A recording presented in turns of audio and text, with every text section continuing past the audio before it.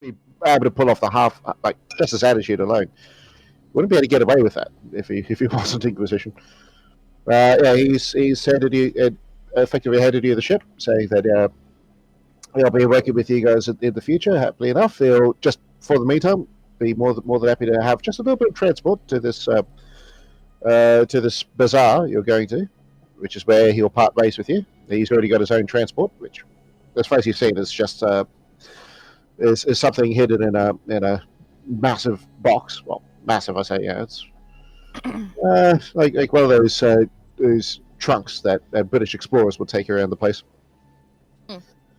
And, from that, he's like, right, well, continue your job. Look for the SDC.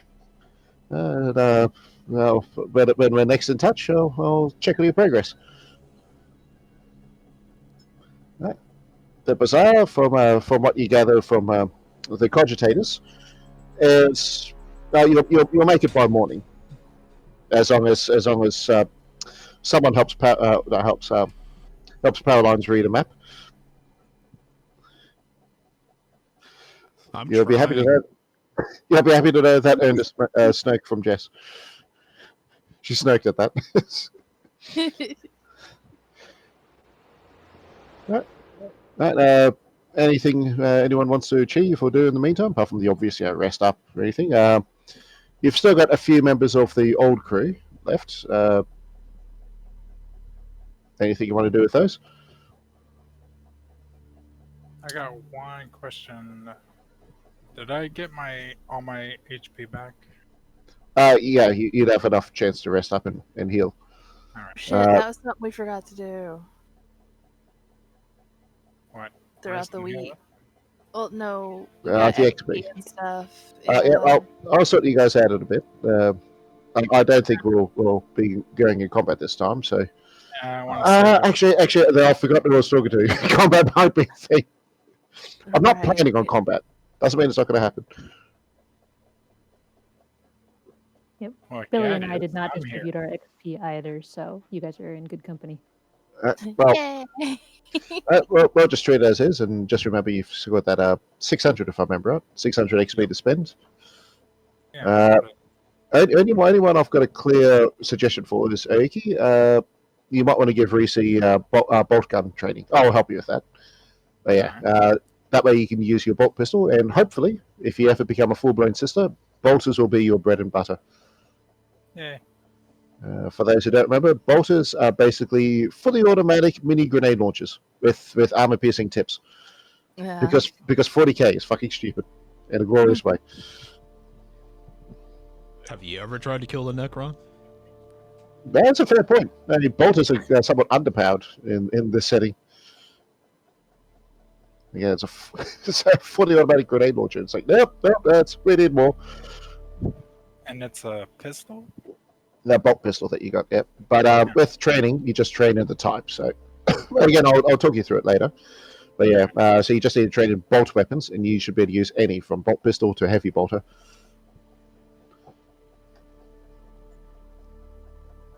Even though, really, as far as my mind is concerned, the training should mostly, unless it's something unusual, the training should mostly be for operating the damn thing, not so much pulling the trigger. Because if you know how to use a solid slug, surely you understand the basics of a bolter. Then again, I suppose, because it's self-propelled. Never mind. I'm getting off topic.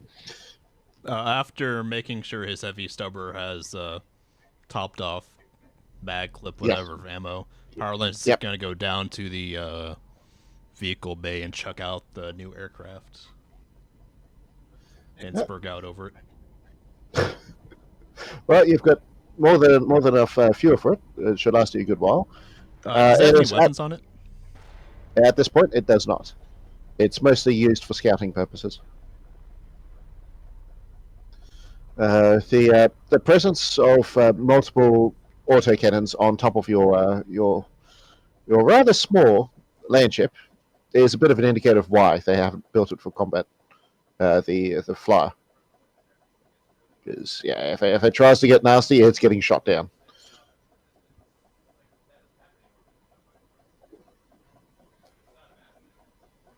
I'm gonna join power lines in the vehicle bay.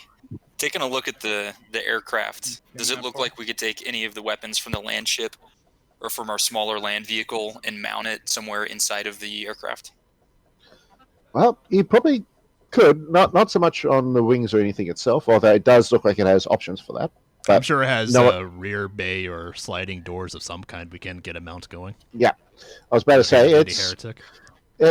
I'll find an image of a Valkyrie. It looks like an emaciated version of a Valkyrie, a bit smaller, but yes, you can with a bit of know-how. So you probably want to get Vera on this. You can put up a gun mounting at the back, so you can like theoretically you can have power lines give you a sweep and you just dakka.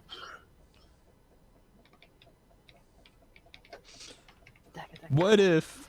Now hear me out on this. What if we got a resident heretic to take a couple of autocannons off the land ship and twin link them for mounting on the light transport?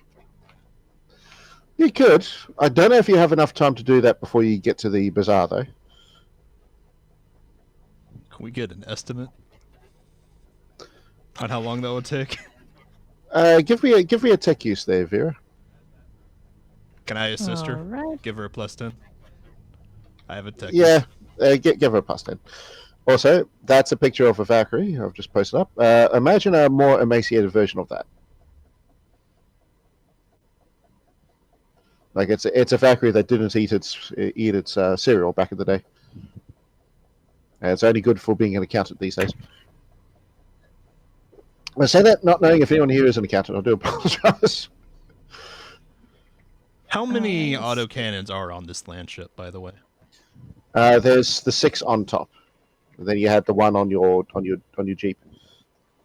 The 6 on top, though, they are meant primarily for anti-air. Hence why this thing wasn't designed previously. 51. What's your intelligence? 50, and then I got a +10 for 60. All right. With that, how's your tech use skill? Maxed out.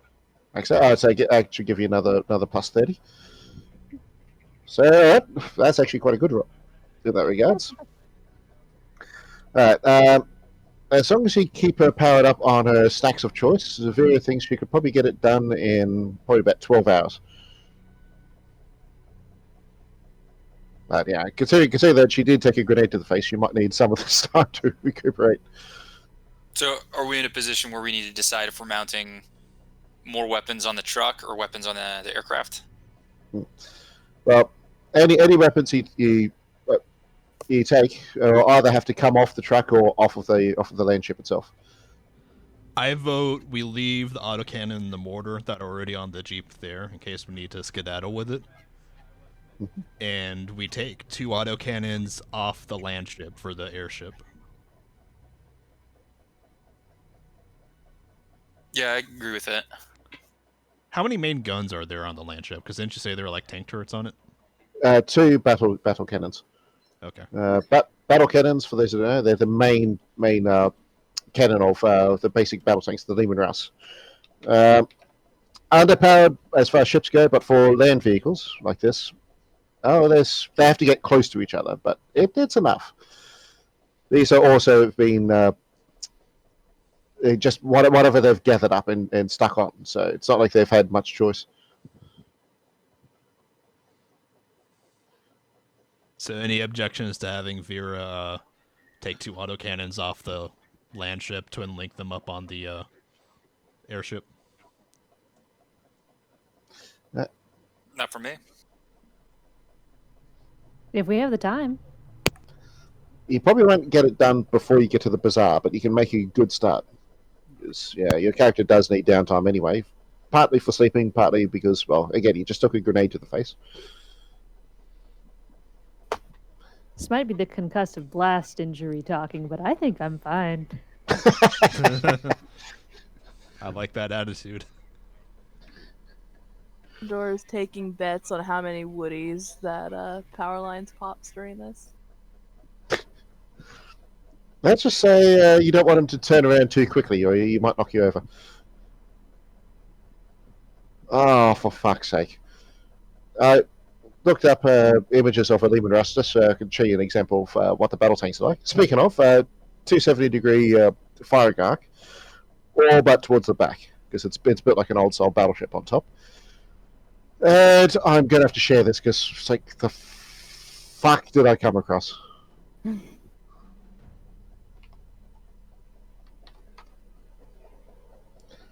It's like, I think Stanesh is in the house.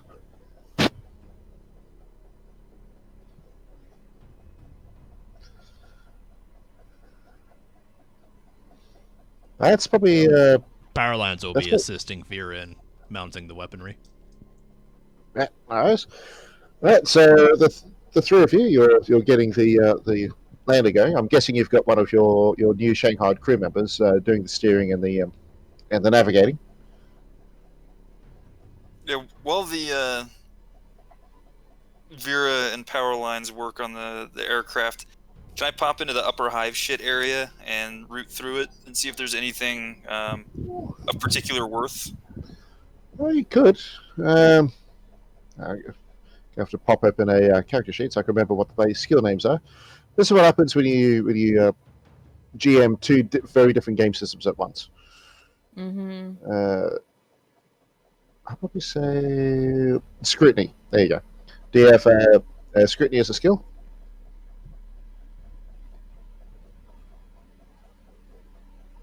No, I don't have scrutiny. Does Rogue Trader lore help me at all, being familiar with these goods? You know what? That might. Right, give that a roll.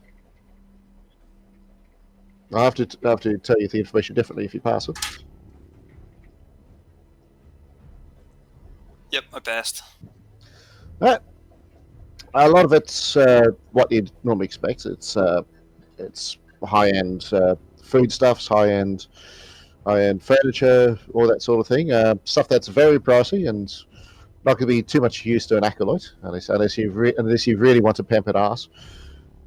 But among them all, and I was kind of hoping that you'd never notice this. There's a pair of Inferno pistols. Ugh. Yeah. I'm gonna pocket both of the Inferno pistols right now, and then I'm going to ask you what they are. Well, before I do it, I better point out that the name on the box to who they were meant for. Oh shit! Hang on. What did I do to roll 20? It's all good. It just reloaded for some reason. The name on the box is the Lord Militant of this area. So they're meant for someone special, someone very special. Inferno pistols. Basically, they're the pistol version of what's called a melter gun. A melter gun shoots superheated like air, basically superheated energy, with such force that they can melt through tank armor. They're anti-tank weapons, and you have them in pistol form. 2 of them. Is that why Powerlines just popped a Woody?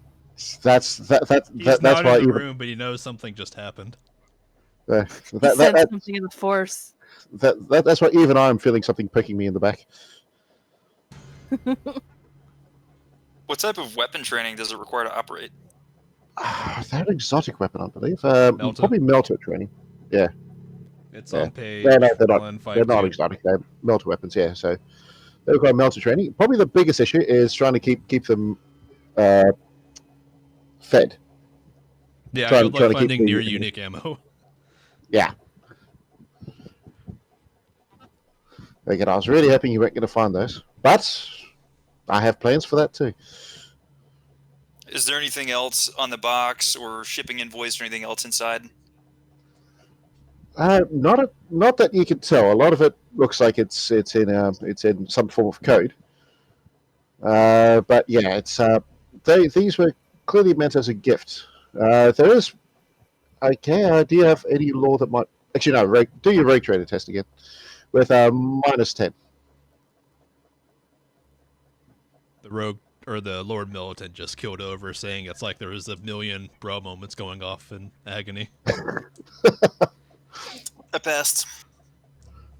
You pass. All right. You recognise that there's the crest from another planet in the system, Teanor. It looks like it was a gift from the planetary governor to the Lord Millicent of this sector. So yeah, you've just intercepted high-end mail.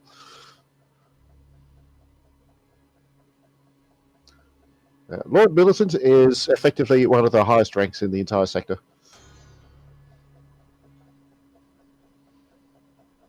Is tampering with the mail a super felony in 40K? I think in this case, yes. It's a super stealing felony. shit meant for Lord Millicent. Yeah, I'm pretty sure that ends in a blaming.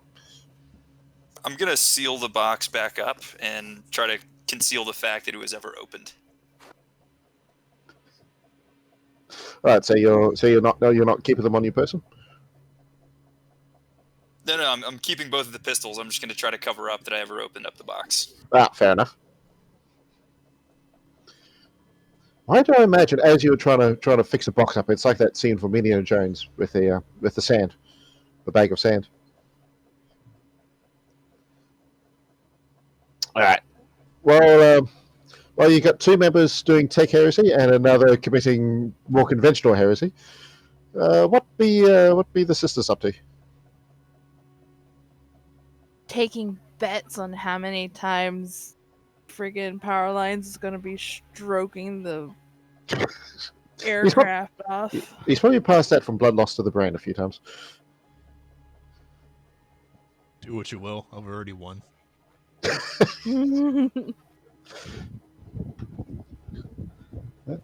And if you want the basics of Teanor are in that document. It's the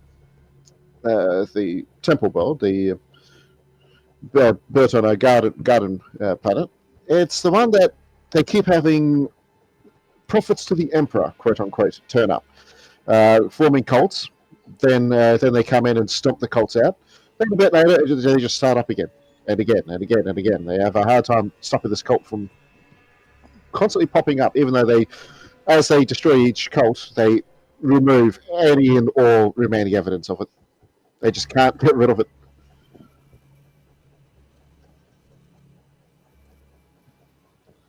All right. So nothing more anyone wants to do before you make the bazaar?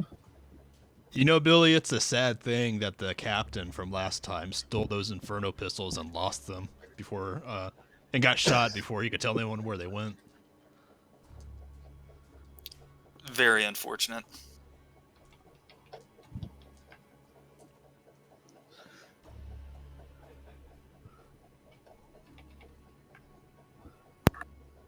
I think I conveniently seen you pocket them, so You're very quiet there, but I did manage to hear that. maybe both of them ain't yours, huh? I'm going to have to turn you up a bit. Yeah, that's weird. Aoki's really quiet for me too. Yeah, that should Not be a bit 'cause I better. had my mic mute. I'm Oh, not there you mic go. mute. I can hear you a lot better now. Yeah, I'm not saying I'm blackmailing or anything, but those pistols look really nice. Want to remind you again that ammunition is going to be an absolute fucking bitch. I strangely don't care. I wasn't able to find any good melter gun based memes, but I did find one I think Dave in particular will appreciate.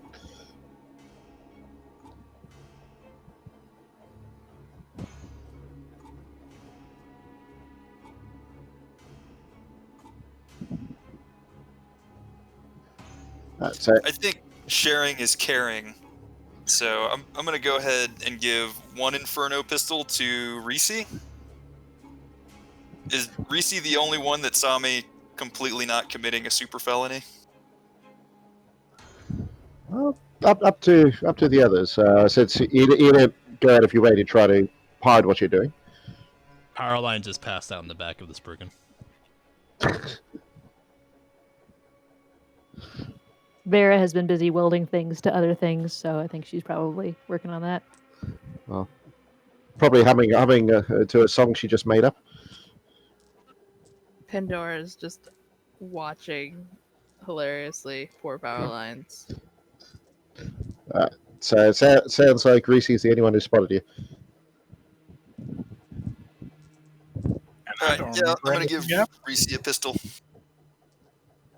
Did he just bribe a sister? How about It's you a mind your gift. own business? I really hope you've all got spare characters on the side. Just saying.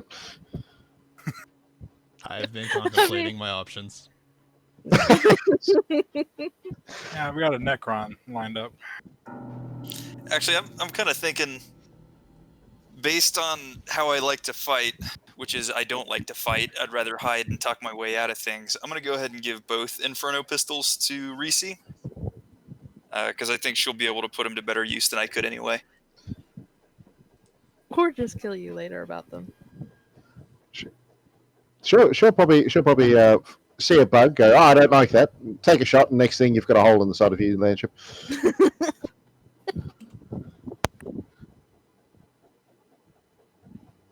And Well, then at just least look I at did everyone and very go, I well. got the bug.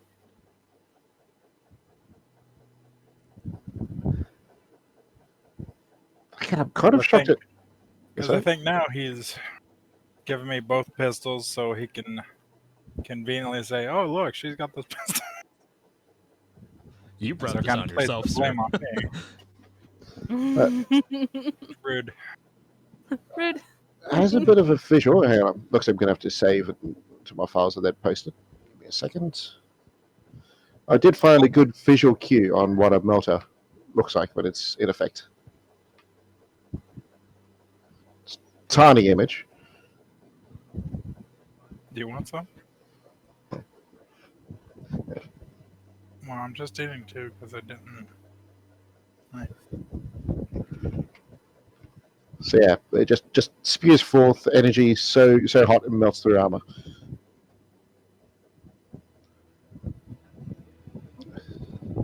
Well, That looks amazing. well, I was pondering whether or not I should say anything, but I will say goes far beyond just this. But think of this like a Telltale game. Your actions have consequences. There's been some interesting ones I've done. It's like, oh geez, there is a lot coming for you. Power Lines is happily ignorant of what's happening in the room next door. Yeah. All right. Anything else anyone wants to do before you make the bazaar? I'd actually Vera would like to check out the computers and the logs and see if there's any other pertinent information about the bazaar, like important clientele that frequent it, or surrounding landmarks or areas that we might need to be aware of, that kind of thing. Tech use.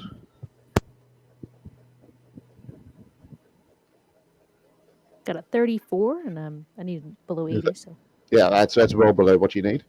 All right. So with that, you cross reference with the location with basic topography maps, and yeah, it's very much hidden in an oasis style area where there's a bit of rogue forestry just popped out in the middle around a lot of water.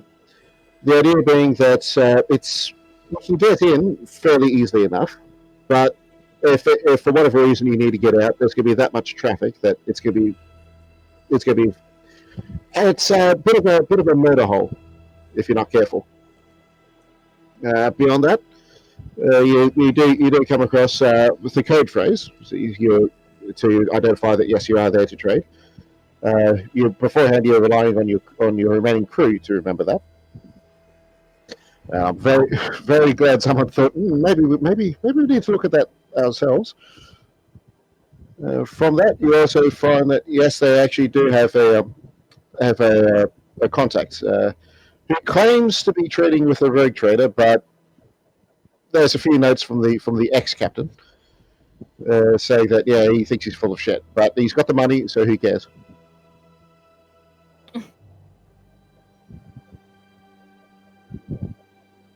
So, does this contact have a name? this contact is Lucarius. All right, I think I've already used that name. Yes, I did. I used that for the captain.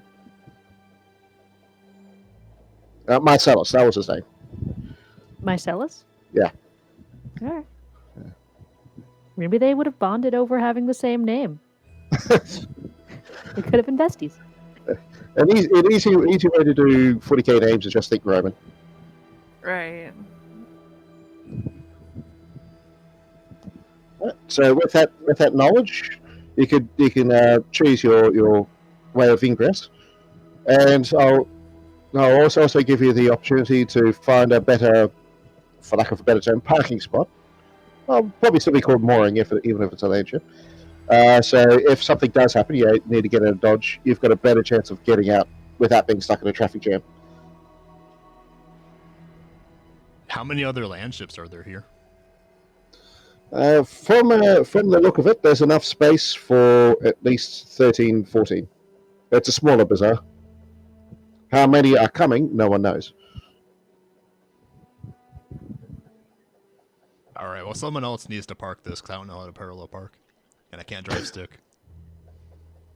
My ground operator is pretty good. I can park this girl for you. Oh. So is this how the romance starts? Jacques teaches Paralines how to drive stick. Power lines between his legs. Both their hands on the stick shift together. He's holding onto the steering wheel, and my hands are just gently on top of his. Yeah. Yes. Reciting the litany of no homo. That's where Playing with the Boys from Top Gun starts playing. Don't tease me. Alright, so nothing else in preparation, or? I haven't watched Top Gun in over a month, and I'm gonna have to watch it tomorrow. Or tonight. Oh, we need to distro out all the grenades that we found. Do what with grenades? We need to distribute them. Or, who has all of the hear me grenades out right on now? this, hear me out on this. Oh boy. What if we stockpile the grenades on the airship and we can use them for air support? And by air You're talking support, I about, mean eating grenades down at the ground. You're talking about opening up your hatch and just throwing them out, World War I style, aren't you? Yes. Hey, if it works. Alright, I mean, anyone, yeah, I like that. anyone object to the idea of going back to the First World War for tactics? Look, the right side bay of the airship will have the twin-linked autocannon. The other side will be for throwing grenades out. It's perfectly logical.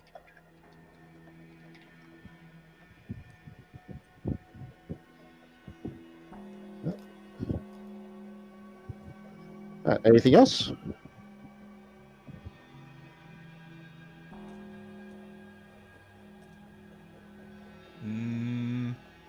Yes, let me look up the name of my skill. Can I use Common Lore Imperial Navy to see if there's, like, any kind of official-looking Imperial presence at this bazaar at all? You could try with a -20.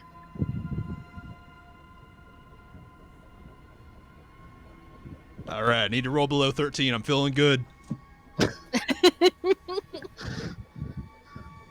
Anyone with the capacity to help him? No, got... I'm flying solo on this. Oh, okay. You got this. Strong, I independent believe in pilot. you. We don't need no gunner.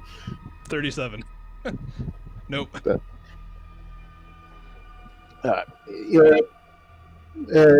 As far as you can tell, as suspicious as this whole bottleneck system they've got going is, you can't tell anything else. Do I see any Imperial insignias? From some of the I can't remember the 40k version of photographs, but we'll just say Actually, photos. let me rephrase that. Can I roll awareness to see official markings? You can indeed. Okay.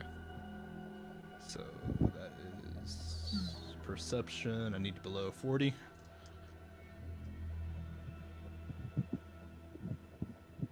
Nope. Well, judging from what you can see from whatever 40k calls photographs, probably looks at graphical devices, whatever, from these photos. You can see a lot of old Imperial insignia from stuff that has been looted. But yeah, you're not seeing anything that looks out of place as far as being either Imperial code or nothing else. On the plus side, you also can't tell. No, not really plus side. On the flip side, you can't see any clear signs of interference from Inquisitors or rogue traders or anything of the sort. And Well, as a the bit place of, looks about as legitimate as we do. as a bit of a reminder, and a bit of a seed setter for most of you. Usually, Inquisitors are pretty fucking rare. Like having one in a system is a big deal. This system is different on that regard, so that there's a lot of them. Well, comparatively, a lot of them. Like, okay, something's fucking happening here, and we don't want to necessarily blow the fuck out of this place. Which does mean, of course, that there is a reasonable chance you might come afoul of them, as you've done twice now. So, think of as you play this, just think of the secret world and how many ways you can get fucked in that. If you haven't played the secret world, do it, but don't expect good gameplay. Good writing, definitely. But yeah, no, you can't see any obvious signs of any fuckery from figures who probably shouldn't be there. You see another mention of Marcellus. By the look of it, the captain's not alone in thinking that, yeah, he's full of shit. But again, he's got the money. So, who cares? Saying that you work with a rogue trader is an easy way to say, oh, yes, I have contacts, I have money, yes. Don't question me, I'm working for someone who's got a sacred writ of trade. Well, conveniently, we have someone here who worked for a rogue trader. So you can use Jacques to say that he's full of shit. What's our plan of action once we actually go into the bazaar marketplace? I think we should find Marcellus, work with him directly, because you already had a relationship with the previous captain. Until the previous captain died.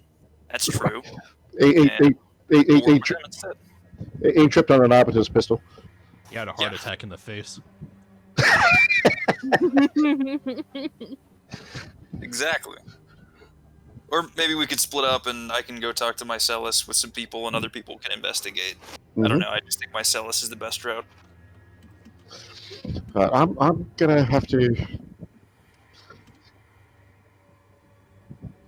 Actually, all of you do awareness. Okie dokie. Suck my butt. If you haven't got awareness, that's your perception minus 20. I failed. I am not rolling good tonight. I failed. Look, I'm trying to figure out where the hell mine is. It should be near the top of the skill chart. I I have passed. looked for perception, like a retarded person.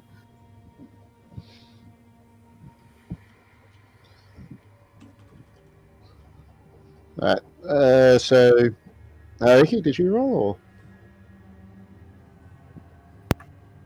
No, I was I- looking up awareness, and then what do I That's have to fine. roll? A D100? Do you have awareness as a skill? Or? No, I don't. Alright, so roll a D100, try to get under your intelligence, Perception. perception, but your perception has at a minus 20. I failed horribly. Okay.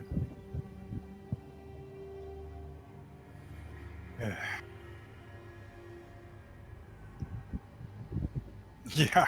Wow. Alright, Jacques and Jacqueline, as those, Rashad's doing his own thing. He's basically getting himself ready for when he disembarks.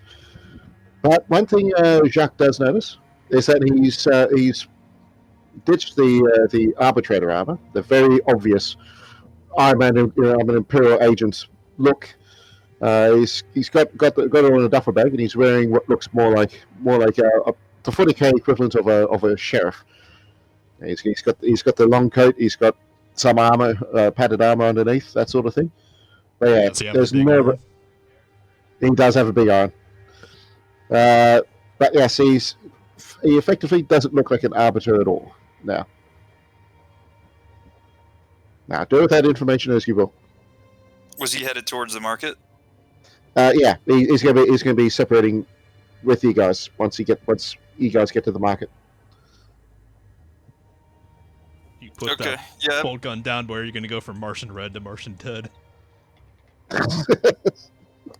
I'm gonna go ahead and tell the entire group what I see, and I'm gonna caution Reese to maybe keep his new toys out of sight unless we absolutely need to use them, Her. and just give a warning to the rest of the group that there's a good chance we're gonna bump into the Arbiter while we're out and about. Mm.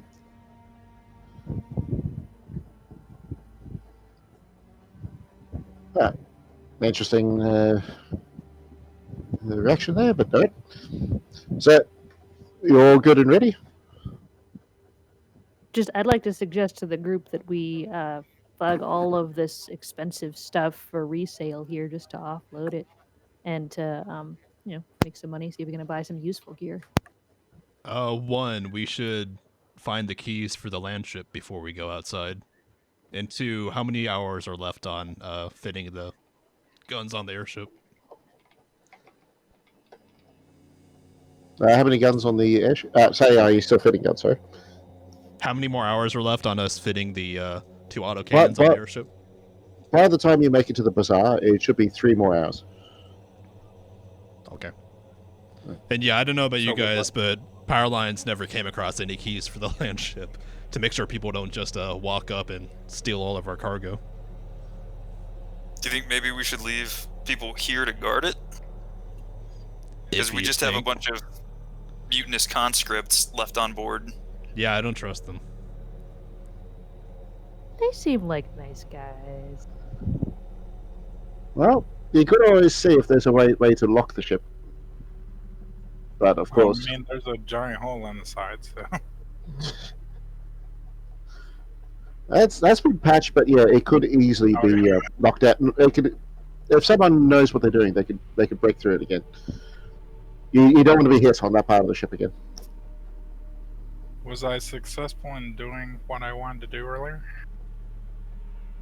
Yes. Awesome.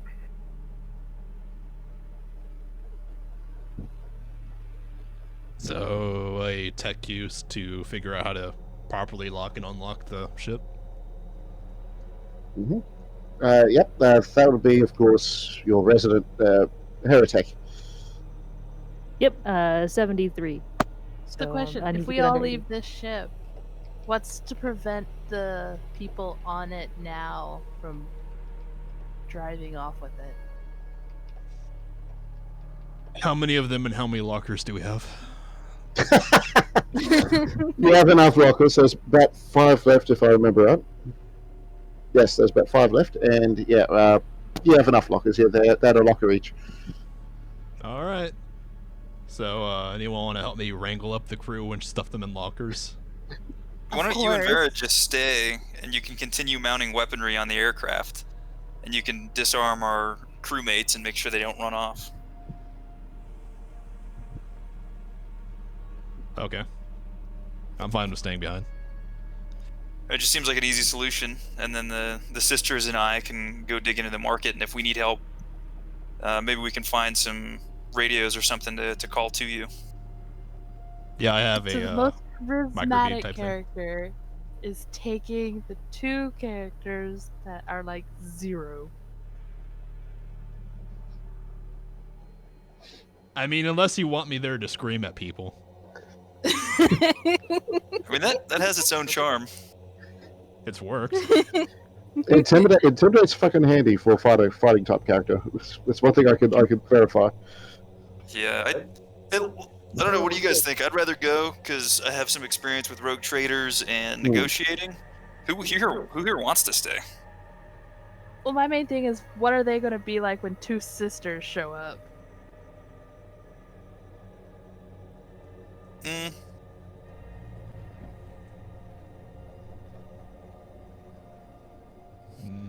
Can we hire personnel at the black market? Is that like one of the things that up for trade is like just like workers? Well, you have to see what's on sale once you get there. They could easily be slaves and servants on offer. They could also be some people just wanting a better job, better paying job. But yeah, by and large, you can probably find enough people if you offer enough cash. One thing Rashad will give you as a bit of parting advice is don't go too spend crazy with the profits from your from the loot on the ship, because you're going to need a lot of that for maintenance and for crew.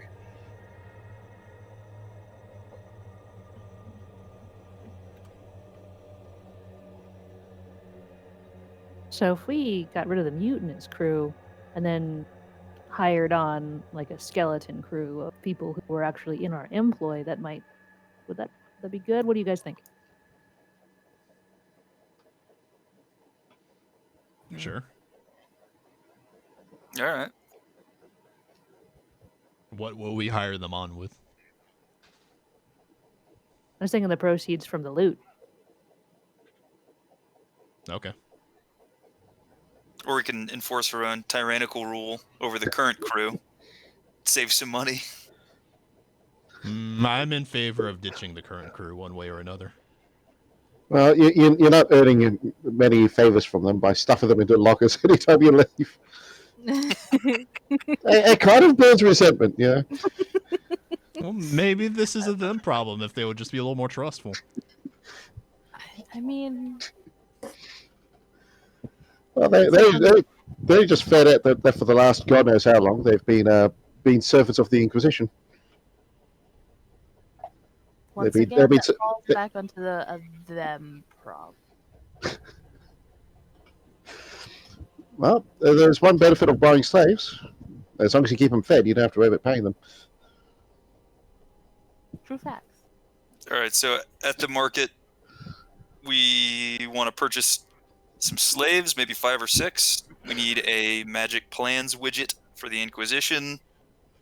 Anything else? Wait, As a- what if we sold the current crew and then we use the proceeds from that to get our new crew? Oh yeah, that was absolutely. I thought it was implied. I was okay. As I mentioned, the purchasing of slaves just gave me a look and a shake of the head. I'm going to tell them now. Tell you her response. They've got a few members of the old crew still alive. Dave's suggesting that they sell them into slavery. Don't know if you heard that. Just respond with a wow. She semi face palmed, I think, too. You are the bad guys. That's 40k. Well, who are the good guys? It's true. Alright. So that's anyone opposed to Powerline's plan of selling them to slavery? Nope. They either get sold into slavery or they die. Whichever. I'll let them choose. It's the collar or the locker.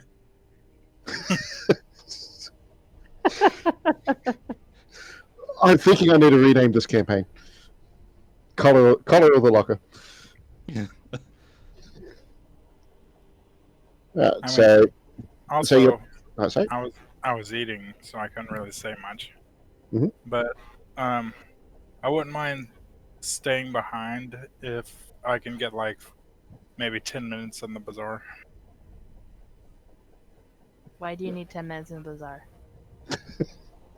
Because I want my own personal slave.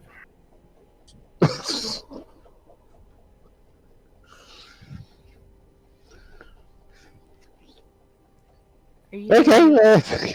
money for your own personal slave?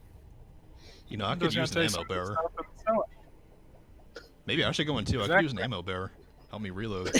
Look what you've started. Oh, So Heavy sorry, stubber I has had 2 to full read that. turns to reload. We've got Power Lines and Reese. We're going to the market first to get their own personal slaves, Okay. and then they're going to return, and then I'm going out to meet Mycellus with whoever else is coming with me then, and I'll purchase more slaves in exchange for the slaves we currently have, and maybe trade some of the goods we have on board. Is that right?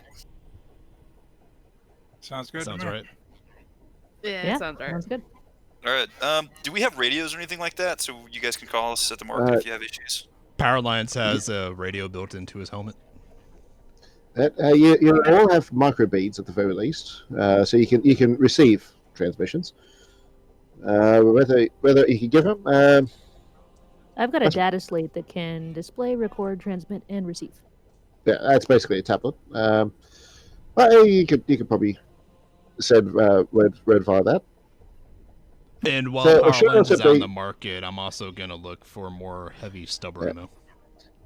I'll also say, because I can imagine they'll be on the ship, there's a pair of Voxcasters, which are basically just communication packs. Yeah. Called Voxcasters because naturally 40k.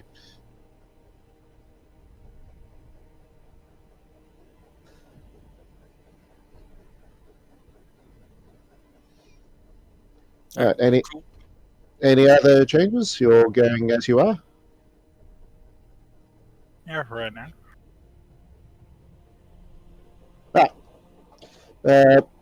As daylight breaks, you see the Oasis up ahead, and yeah, it's already got a few makeshift little checkpoints set up around it,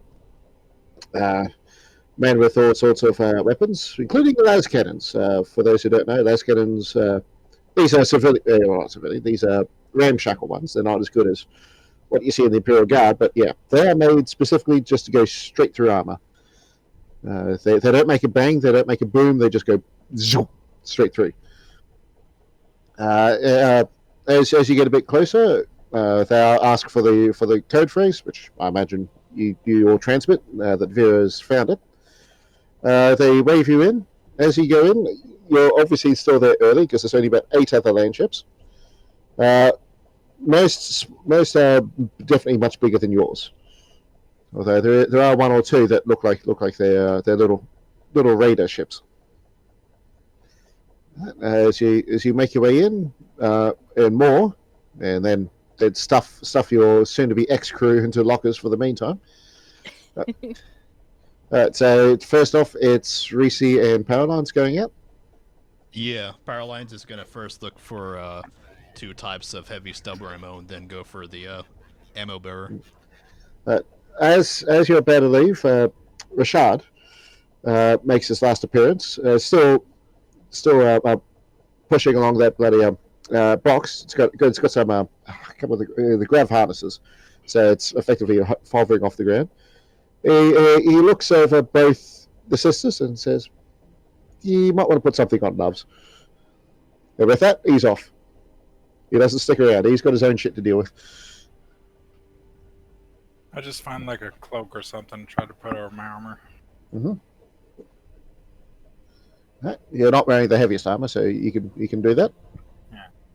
I figured it probably would not be as much as I'd love to see what would happen when a pair of sisters turn up in the middle of a criminal bazaar. So yeah, Right, that's what I'm sitting here thinking. I'm like, how would this go if 2 sisters showed up? it's like, yeah, you'd definitely be re-rolling characters if you did that.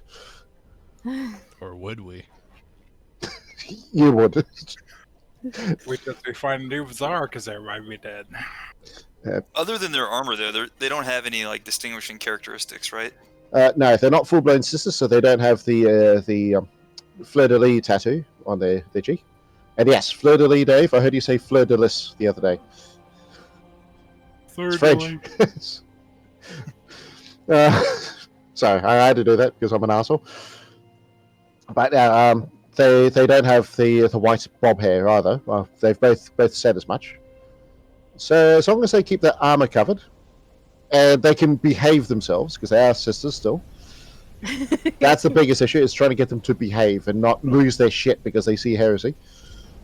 You should be okay. Should be, quote unquote. I mean, I secretly worship Slaneesh, so it's okay. Just saying that name would get you flayed. Even these guys wouldn't be. Well, those who do know that name, because most people in 40k don't even know the names of the Chaos Gods.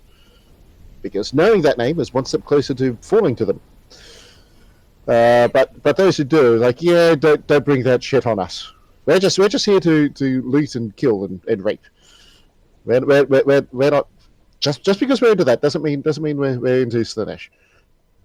We're not ready to go the full Clive Barker. Well, that's why I'm more fun and you're not. All right, so you both head on out, and yeah, there's they've each ship has set up their own little stores at the front. They've got their cargo bays wide open, so people can see what they're selling. And yes, they've got plenty of guards watching. So you look around a bit. You see, like each one has a display outside of it saying what they're selling. And yeah, there's indeed a batch of slaves. They're former crew members of a cargo lane ship, and they're to be bought as a pack. They're not selling them individually. To buy all 14 would probably take. Do any of you have any trade skills? Nope.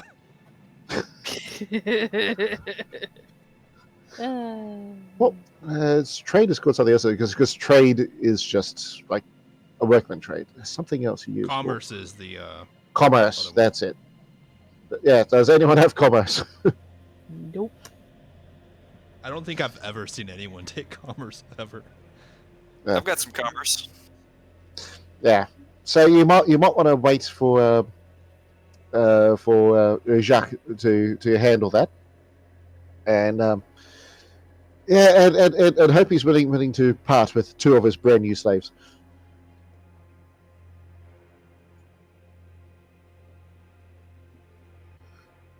Bear in mind, Yeah. bear in mind, you are gonna have. I'm gonna go look for my heavy stubber ammo. All right, give yourself an influence check, and I'll count the ammunition as scarce rather than rare. Okay. 'Cause Another these- question I had is, there's no special ammo listed for heavy stubbers. Not particularly, but if I remember right in the book, look it up.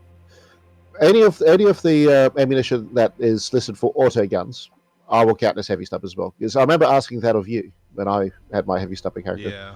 I'm pretty sure we made the same ruling. It wouldn't make sense for them to make special ammo for auto guns and not think, hang on, maybe we want the bigger gun to also have special ammo. Yeah. So if it says auto gun, the regular ammo first. Yeah. Let's see, I got 11 and I needed 33, so 3 degrees to success. Yeah. I'll grant you 4 extra canisters of what's it called, ammo?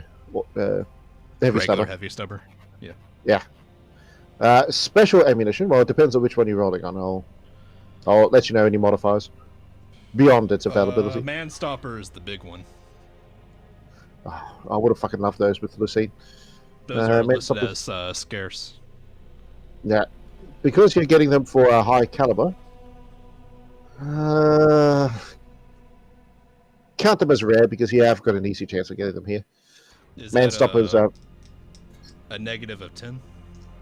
Rare is negative 20, I believe. 20, okay. Nope. Because man stoppers are very common in shit like Necromunda, so these guys would have them. Just a case of can you convince them to trade with you? Let's see if there's anything else I want. Actually, tell you what as well, Erky, give me an awareness check with your character. If you're out of awareness, roll on your perception, but your perception has a minus 20 to it. Another 100. Another D100, yep. I didn't click that. Oh Jesus! Right, Yeah, there well, we go. right, I'll finish up with Dave, then I'll get on with you. Let's see. I want to look for The expander rounds, which are also scarce. Right, let me look up the thing. Did you get the man stoppers or? No, I failed spectacularly. Man stoppers are common in Necromunda, so it's like, yeah, these guys have it. Expanders, I need to look at those. Oh Jesus! Just read up the description. Yeah. Give me another red check. Okay. And for those wondering, because I know a few of you are, expander rounds have nothing to do with said fetish. And failed again. Oh, well, never mind. I don't want to. They're basically is it dum-dum rounds which have the hollow tips? The ones that also increase how armor counts against them, which makes them pretty useless. Oh, wait, dum-dums are something else in this, yeah. Sorry. Yeah, dum-dums of this are really fucking stupid. Anyway. Yeah, dum-dums add 2 to damage, but makes armor count double, so they're, like, useless. Yeah. Unless you're, like, just exclusively fighting animals or something, which should still have armor. Yeah. Would be like, handy. There's no way +2 damage is gonna, like, outweigh the amount of armor being doubled. Yeah. Ever. If you're fighting someone with the Imperial Guard armor, that's +2 damage, but you've got 8 armor to deal with instead of 4.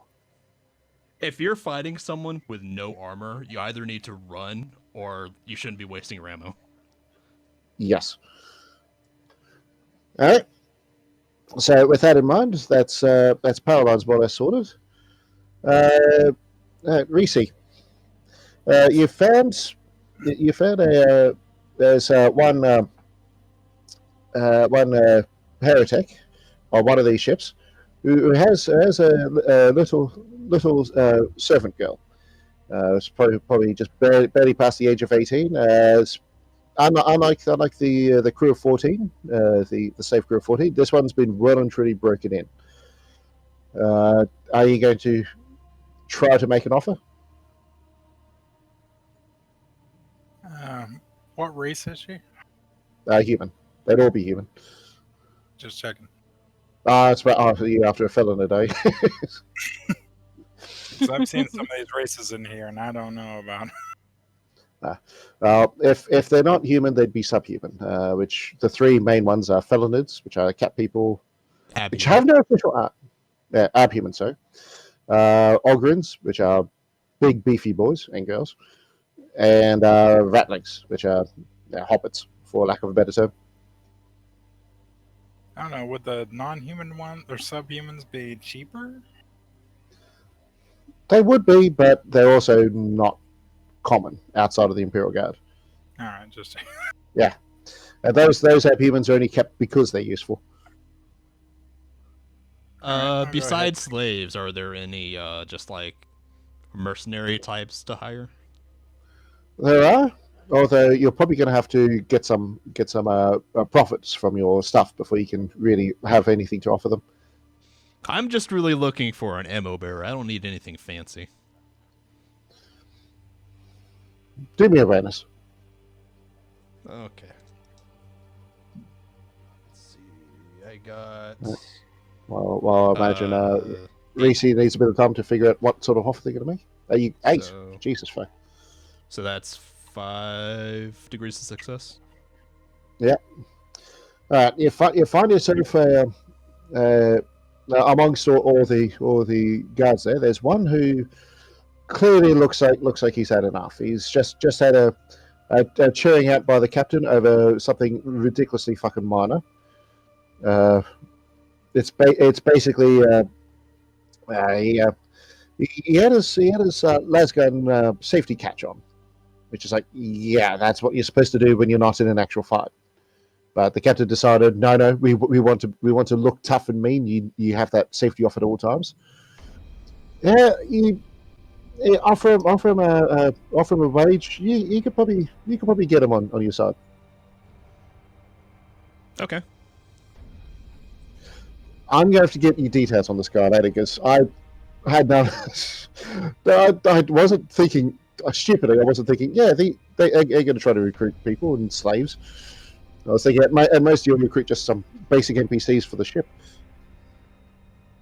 So I'll get you details on him a bit later. But how about instead of a wage, good sir, how would you like status with the Imperialis Navis?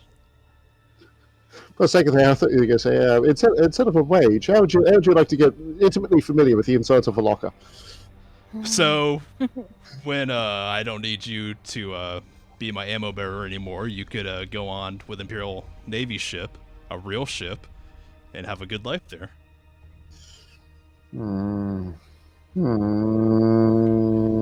Thinking here. As a rating, no less, not an indentured servant or anything. He actually sounds interested in that. As you tell him more, he's like, "Oh, you might have a deal. I'm getting fucking sick of this place. Let me tell you." It's like, I could do something good on a real ship.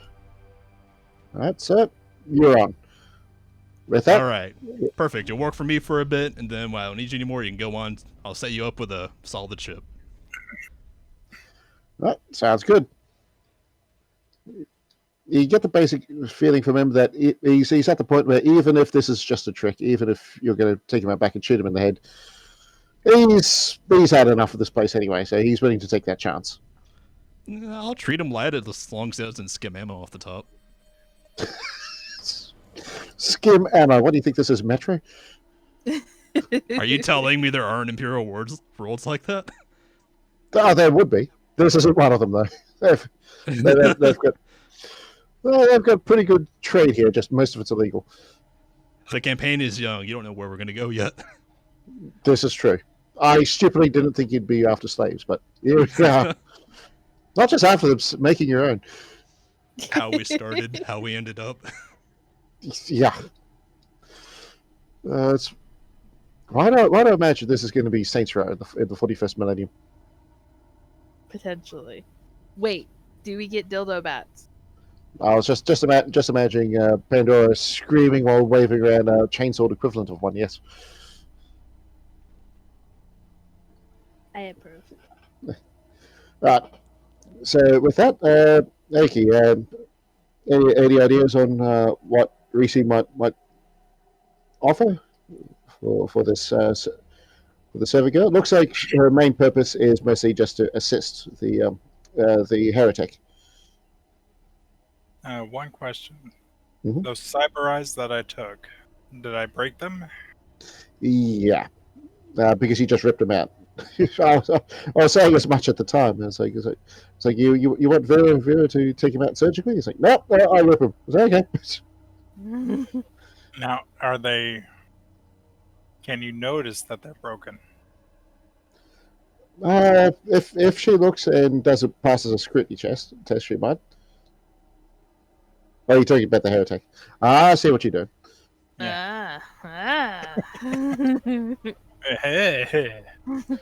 Well, being a heretic, they would be able to figure out how to repair them in time. Not like the tech priest would be upset about the sacrilege or anything like that. I mean, still mostly the work is done, so I'm going to offer at least one cyber eye for that slave. All right. The heretic looks at the eyes, looks at you. Jesus fuck. Give me both and you've got a deal. All right, deal. Right, he takes them off you. Turns to the services. Get your things, girl. You belong to this one now. And he looks back at you and says, oh, thank you very much. I can afford 3 of them with these there. With that, he turns around and goes back on board the Landship, quite happy with himself. All right, now after that, I'm gonna. I don't know. I'll just go back to the land ship after that. Yep, which your servant will appear in about 10 or so minutes. All right, so the rest of you, you've got if you've got your pilot has come back, lugging a whole fucking ton of ammo, looking quite happy with himself. Hey, I also have an assistant lugging half of it. That's true. you see him and a stranger lugging a whole fuck ton of ammo. And you also see Reese coming back looking quite happy with herself as well.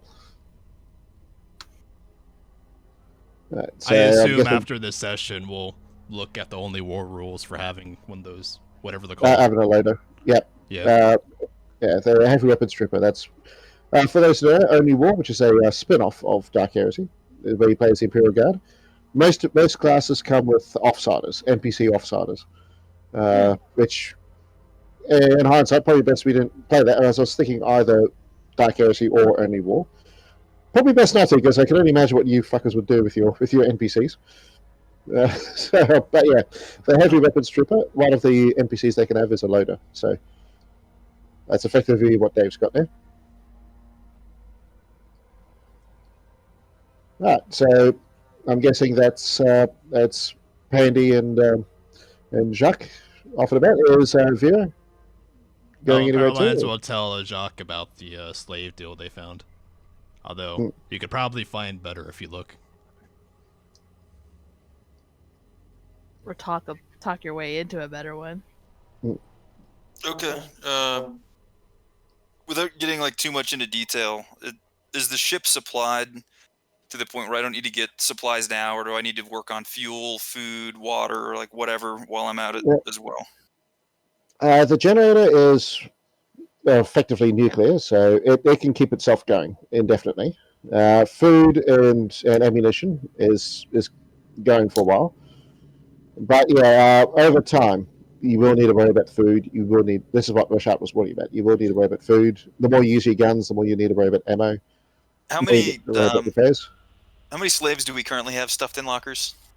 About 5. We got 5 left. Okay. I thought they were already slaves to you. They're not people. Wait. Actually, that's a good point. You can upsell them saying they're very fresh because they weren't slaves before. Now they are. They're very fresh. Yeah, that's true. They are very fresh. Well, now I'm just imagining a trader just squeezing them and saying, I mean, they might not like it because then they have to break them in themselves. But "Oh, this one still feels a bit green to me." Thump Look, the they're head to see if experienced, it's but they right. don't have a single cruise yet. all right, so before I leave, I guess with Vera, who else is coming with me? Pandora. Pandora's coming with me, and she's wearing a cloak, right? Yes. Okay. So before I leave, I'm just gonna touch base She's with the not group gonna one get more you time. killed today. I'm buying slaves. I'm looking for the magic widget, which I can't remember the name of. Yes. SDC. SDC? Thanks. Oh, ABC. We have our radios in case we need to talk. Don't Is go there- Jackson 5 on me. What's that? Just swearing it, Dave. Do not go all Jackson 5 on me. Oh, okay. Is there- Anything else that I need to purchase at the market, or anything else you guys are interested in? Maybe we should try and find someone to properly repair that hole in the side of the ship. Because that was apparently we patched. did like It's patched, but apparently but they it's can. Not great. Yeah. It's a bodge job. Okay, I'll get a talented slave, or see if we can hire. What would that be? Like a tech priest? Heretic more than anything, or you might be able to get your hands on a repair servitor. A repair servitor, tech priest, heretic. Okay. Cool. Lately, Anything you can else, also guys? look and see if there's some kind of service to like up armor our land ship, maybe. Okay. Yeah, I'll keep my eyes open. I don't know how much to expect from this black market, but yeah, whatever I can find. If I have any questions or it's going to be too expensive, I'll radio back for some sort of consensus. Anyone want any Okey-dokey. snacks or drinks while we're out too? You might want to get some more promethium for your flamer while you're out there. Oh, Anyone who uses non-lads based weaponry probably want to think about ammo, which the power line certainly has. When it comes to trading for like personal items like ammunition and all that, you get as many chances as your bonus in influence, which is the tens figure. So for example, I've got Vera's sheet open at the moment. she'd have 3 chances to roll. It's like before, you roll D100. Check it up in the book to see what you're after. Like, say, for example, an armored body glove is rare, so you'd be trying to roll under your influence, but with a -20. That's effectively how you get equipment of this, rather than pay for it the usual way. Although, And yeah, you're going to be doing a bit of that as well. You can't buy increases to your influence like the other stats. You typically get that through completing milestones, that kind of stuff. Yeah. Which is still pretty much unknowns at this point, so... How much time are we planning on spending here at the black market? Are we here for like a day? It's up to you guys. Until we feel we've done investigating, I guess. As much time as we need, yeah. Why? Well, I'm looking at getting the bionic eye. Well, actually, first of all, when I took out the bionic eye from that Imperial officer, did I do that without breaking it? You did. You actually did. I guess I asked you about that. Yeah, you did take it out surgically. Excellent. Then yeah, I'd like to have that installed, and I looked it up in the book. It sounds like I should be able to do that, but it would take 1 day. Yes. If I could find someone to do it, of course. Wanting it installed on yourself. No, you could see if you could find someone willing to do so. Although you might want to keep someone nearby to make sure that they don't do something else to you in the meantime. Wake up in a bathtub of ice cubes. Or install those bionic eyes that Reese gave the heretic that were broken. Yeah. Exactly, yeah. They put you under for the surgery, and next thing they just sell the eye themselves to someone else. Or maybe they like the look of the airship, and they install the bionic eye, but they also put some timed explosives inside of you as well. Yeah, so Pandora, you're coming with me for this surgery. She needs someone who's vaguely responsible, and she's the only one in the party. Okay, so slaves, ammo, cyborg eyes, and then after all this is done, we'll try to track down the SDK, because if there's any conflict with that, we might need to leave in a hurry. Does that sound good? Sounds like a plan. Sweet. So for yourself, you might consider also looking for weapon mods if you want for your hotshot lasgun. Oh, like the aim point's supposed to be pretty dope, right? Yeah, just other stuff like that. Okay. In that case, I will go out into the market and I will start looking around for slaves. Right. You find the ones tell that... you about the ones before, so you know about that deal. The 14 all-in-one pack. So you know all that, and right, give me a scrutiny test.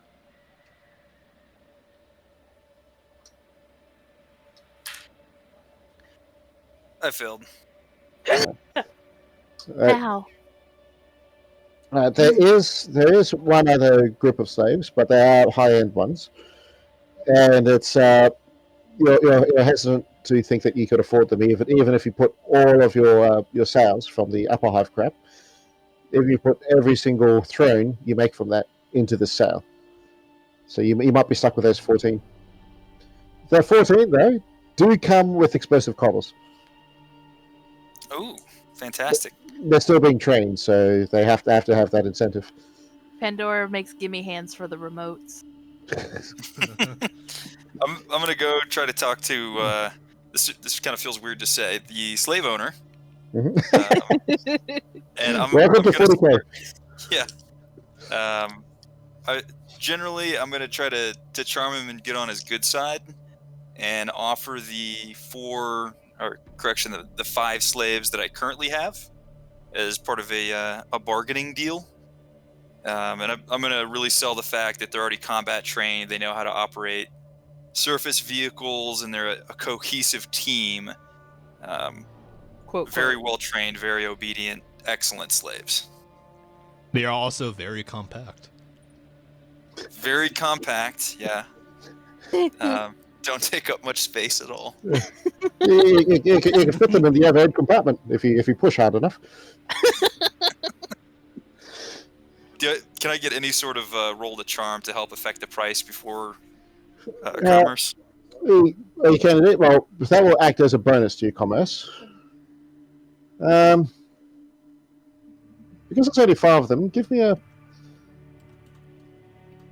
Actually, no. I'll give you a +20 because of the entertaining way you described them. That's a bit of charm. All right, so commerce +20. That's +20 to your commerce and fellowship, not +20 to the roll.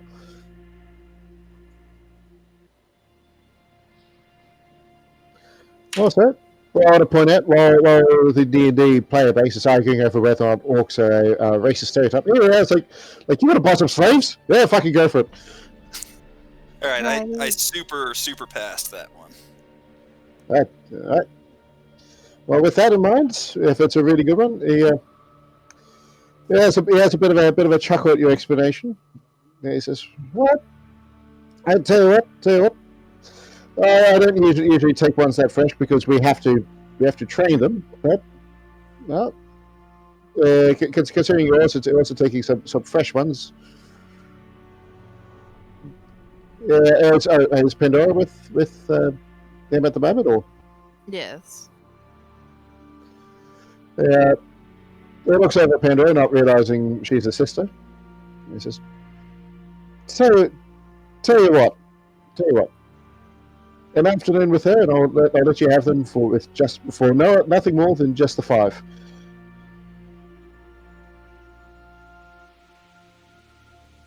Pandora's eye is twitching. Violently twitching. I'm gonna try to step in between them and put my hands up and say that we'll come to other terms. That this one's too much trouble. After seeing the eye twitching, he starts to think, yeah, it might maybe a bit too much crazy to be worth it. That's all right. Well, the basics of this is that with your trading skills and those 5, you can get quite a good deal on this. As a bit of a, because I think we need a bit of a solid value to help understand how much you can get with what you've got. And thrones, which is the currency, is not a thing in 2nd edition. I'll give you 100 points to use here as your basic resources. He's willing to give you all 14 for 20 of those. Okay. Well, we're coming to a deal 20 points out of 100. I am going to remark that he's selling me a very, very fresh batch, and I still have a land ship that I need to operate, and I'd like him to throw in a repair servitor and some supplies on top of that deal. He says, well, you're already getting a fantastic deal then, because these, I'm sure you've noticed, are also land ship crews. So I don't know about throwing in, but I could probably do a deal on a servitor. For how much? That'll be another 30. Pandora holds up Vera and goes, what about adding this as a discount with the night with her? Vera gives a very obvious wink to the slave owner. A very golem-like growl. Yes. I can make your precious happy. Oh, good God. If you vomited it in your mouth, then I've done my job. Is the what's the state of the repair servitor? Is it like brand new, or is it looking down? Could Vera possibly? It tends to be very hard to tell with servers, because even new, they tend to look like shit. I'll find an image of it for you. The reason why it's so expensive is because out here, they are pretty rare. And servitors, you don't have to worry about you don't have to worry about paying them, you don't have to worry about mutinies. They just are.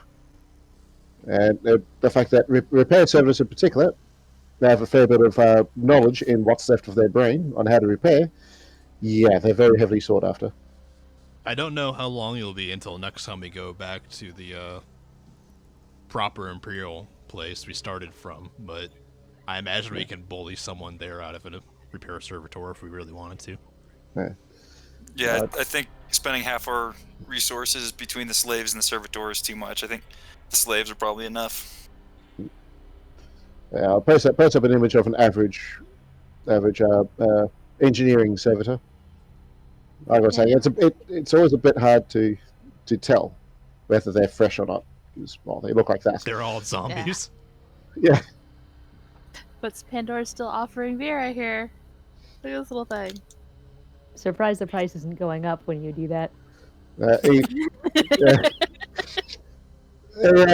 gives her a bit of a look and says, I've already had to have my penis reattached once. No thanks. Alright, in that case, I'll take the slaves for our discussed price. And their collar controls, please hand to this nice lady over here. Are you really giving Pandora the trigger? Yes. Absolutely. Well, how long do you think it's going to be before she runs out of people to explode? 6 hours? It'll just depend on how angry they make her. When is she not angry? When she's around Vera. Vera makes her happy and smile because she's adorable and obedient. Emphasis on obedience?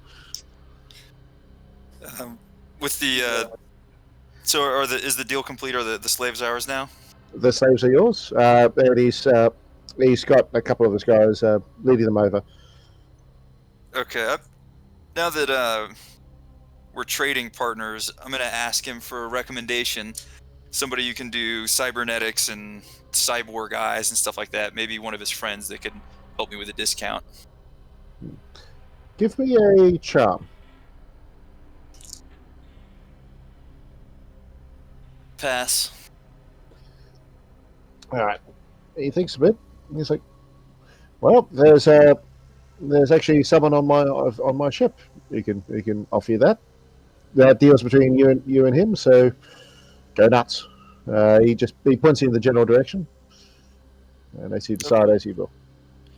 All right, ladies, do you want to drop off some slaves at our ship and then go check out the cyborg doctor? Sounds good. We can do that. Okay, so I guess we'll return to the ship and drop off the slaves with Pandora and Reese. Here you go, Power Lines. I brought you a gift. And they understand why the big YouTube channels like Critical Role never touch these games. Oh yeah, this is terrible. Because I guess now we have to get our slaves out of their lockers and hand them over screaming to their new masters. They're not screaming, they're gagged. Exactly. I don't want to listen to that when I get back. Well, you pass them over. They're still squiggling and wiggling, I should say, wiggling and squealing. Trying to say those two words at the same time. You may have noticed. And while the guards who led your new slaves over, they're taking them back. They seem a little put out by the fact that these ones don't have explosive cobbles, but they just shrug and smack them over the head with their rifle butts and drag them away. Who needs explosive collars when you have lockers? The punishment locker. The hearse locker. All right. Well, if you two would like to give our new crew a tour of their new homes, I guess the rest of us can walk over to that guy's ship and Cyborg Doc, and Vera, you can figure out what exactly you want. Pandora would take a moment to point at Reese and poke her in the nose and go, "Be nice." And then she'll go to Power Lines and poke him in the nose and be like, "Be nice." What are you giving me for it? I may consider finding you some more ammo. Okay, you have a deal. Well, what do I get? You know what you'll get. All right. Right, with that slightly ominous message, I'm guessing you two are going to behave yourselves. Yep. All right, so we'll handle the cyber stuff. Then we'll get back to Jacques and his quest for the actual plot. Getting back onto the main mission. God, this really is turning into Fallout, isn't it? Kind of, yeah. Except a good one like New Vegas. Look, we haven't resorted to like pilfering every single box in the area. Let's give it time. Our other lunchbox that we can look through. Well, you can't access the loot box section if you just pay for the season pass first. Some bitches. I'll have a bit of a rant about that later, but getting back to game. Right, so you're both heading for that heretic that was mentioned. Basically, every ship has someone who knows how to operate and repair it, and it's sure as fuck isn't going to be anyone from the Mechanicus. So, tech heresy is very common here. So that's why you're hearing so much of them. Next time we're in an Imperial port, whatever, we should not hire priests to sanctify the ship. Put some purity seals up to make it look official. In a very old campaign, which sadly didn't get up off the ground, I actually had the Inquisitor in that use an old cargo ship that had been modified to being effectively like a launch platform for his different agents. But he kept, I guess it was an old pirate ship. He kept tech priests on board. The whole idea of having them try to re-sanctify it and appease the tech spirits which had been upset. And he's like, as he wasn't someone who was very fond of the Omnissiah. He's like, oh, whatever. If they work my ship and they do it for free, I don't fucking care. Free maintenance. Sadly, that is not your Inquisitor. All right. So, both of you, you head for this man. He's obviously got a fair bit of tech inside of him as well. He has as he described what you need.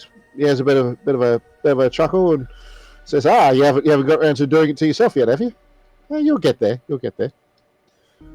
He pays less attention to Pandora and more to Vera. He starts talking tech stuff, like talking shop with Vera. Is Vera willing to talk shop with him? But of course. All right, roll your tech use.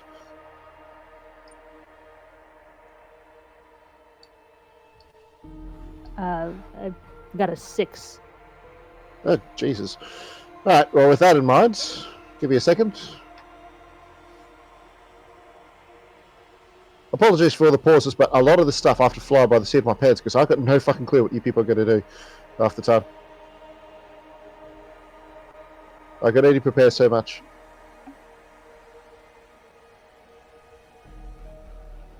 Alright, with rolling so well, he's after you're done with your long conversation, which has Pandora just glazing her eyes. Well, if she's not getting upset by hearing tech heresy being talked about, he's not only happy to do it for you pro bono, but what is your cybernetics? Do you have an interface port already, or not yet? No, I've got a. I think I just have the mechanical implants, and that's it. He's willing to throw in an interface port because he's rather fond of the fact that there's more smart people out there. He's basically taking you on as an apprentice, as it were. If it's a micro USB port, I'm going to go over there and shoot him in the face. It's 2020. We shouldn't be having micro USB anymore. It's 40k, be an old scuzzy port. All right, so Vera's going to glance apologetically at Pandora and accept the interface port. Right. With that in mind, he starts with the operation. Pandora's sticking with her, or?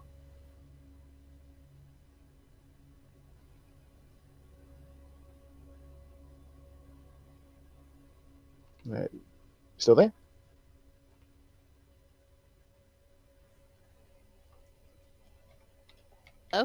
Hello? Oh, there you go. Alright, Alright. there we go. Yes, she is. Right, well, with that in mind, we'll swing back to Jacques. All right, so you've just delivered your slaves, and the two individuals, to put it lightly, have buggered off to do their own thing. What do? I'm going to kind of mingle and go through the market and see if I can learn anything about Mycellus and where he's located. Do I have anything that kind of point me in his direction before I start asking people? Because you have his name and whatnot, I'll give you a +10 to a charm, basic charm test.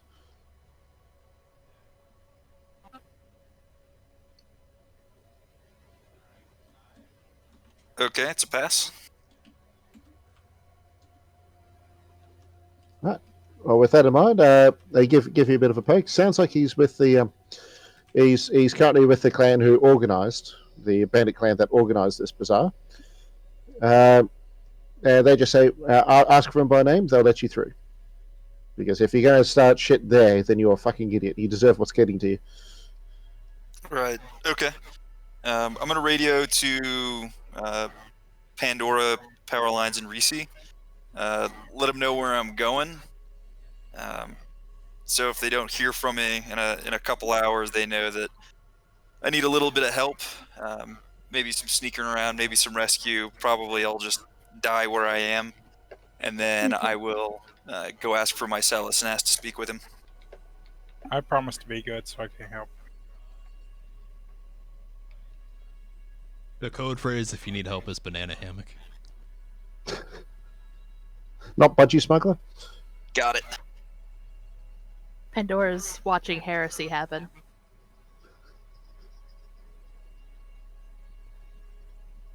Well, to be fair, it's tech heresy, and sisters don't give as much of a shit about that as they do regular heresy. True. It's heresy against Emperor Senpai, Daddy Emperor. That's what you are most upset about as a Yes. sister. As long as Vera wakes up and still says, "All hail the Emperor."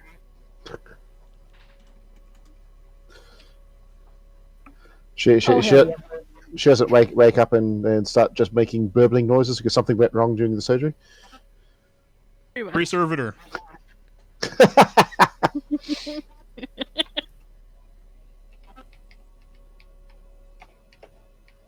Give me a second, just answering someone's question that they said privately. Who sent a question privately? It was me. It's so I could feel like people care about me. It's like that bit from Mr. Bean Christmas, where he sends Christmas cards to himself. I love that part.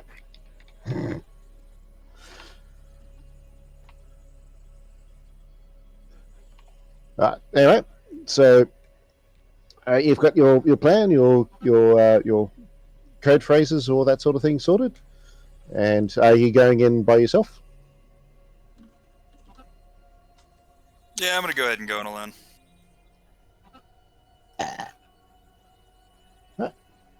You head on in.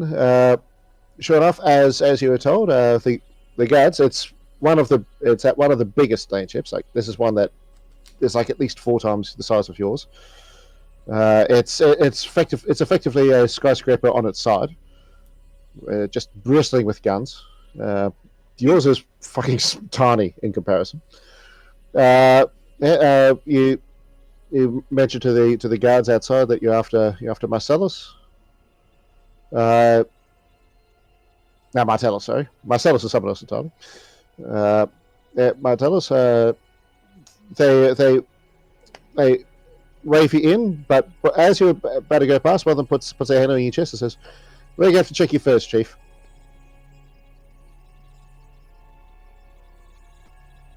Check me for what exactly? For love letters from your mother. What do you think? Weapons and communication devices. Well, of course I have Wearing his weapons. giant hotshot communication power devices. pack on his back.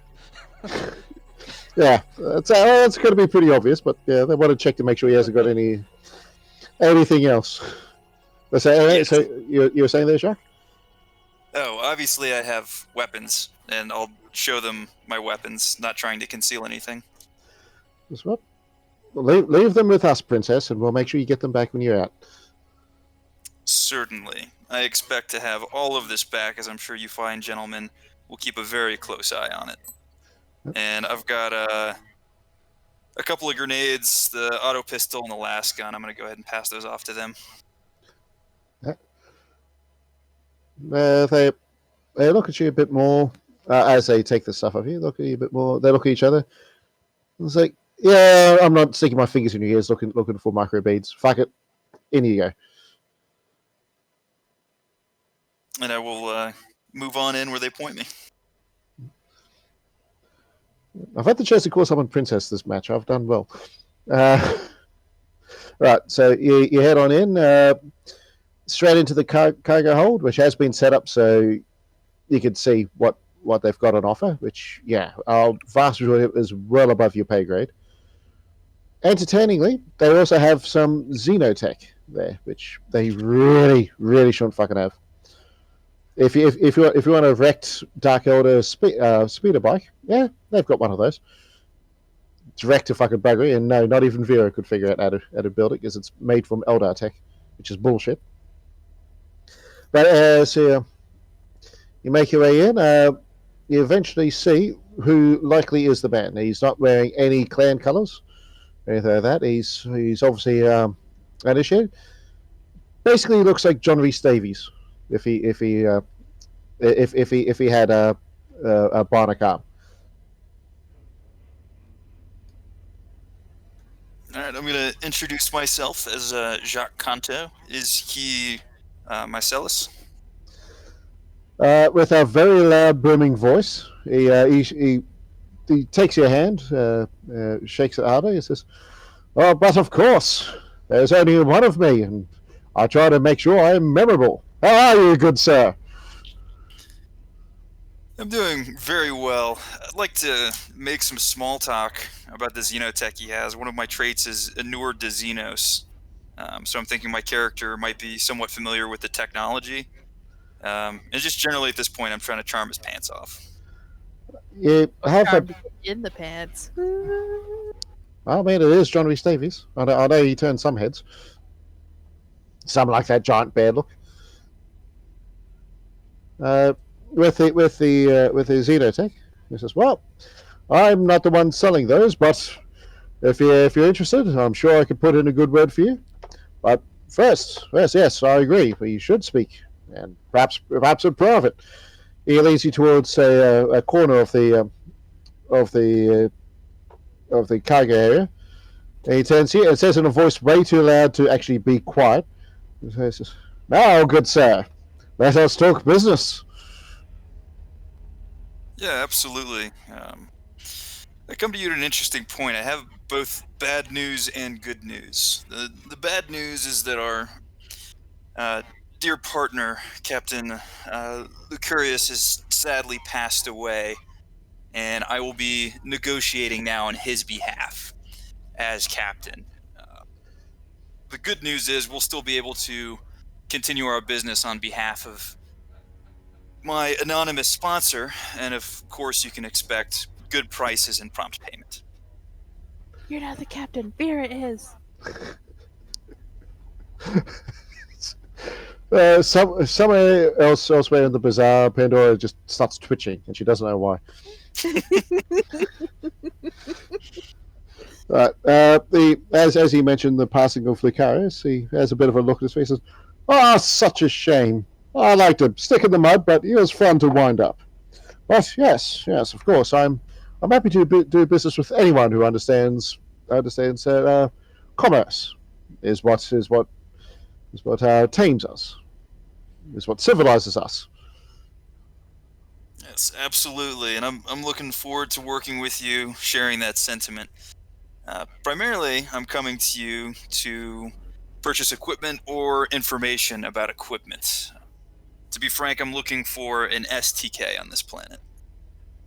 SDC. SCP. He narrows his Looking for eyes. the magic plans widget. He narrows his eyes just a little bit, and he leans in, and at least for him, it's a whisper. He says, "You're not the first one to be looking for that, I'm afraid. There's a lot of people combing this area right now. I might have a lead for you, but I'm going to have to ask a small favor of you. What's the favor? I'm going to have to ask for a lift." A lift. Indeed, that's all I need. For yourself or someone else? Oh, for me. I think I've overstayed my welcome here. If you get my drift. No, I don't get your drift. Are you in danger? Potentially. With who? He pauses a little more. Then he actually does properly whisper. They say he is capable of not being a loud fucking bastard when he wants to be. He says, "There are to the north of us. There are 8 basilisks getting into position. I would rather not be here when they open fire." Do you have information that can lead me directly to the SDC? I do, and I can tell you now, it is not here. Are you ready to leave now? I'm ready to go as soon as you are. Alright. When are these basilisks opening fire?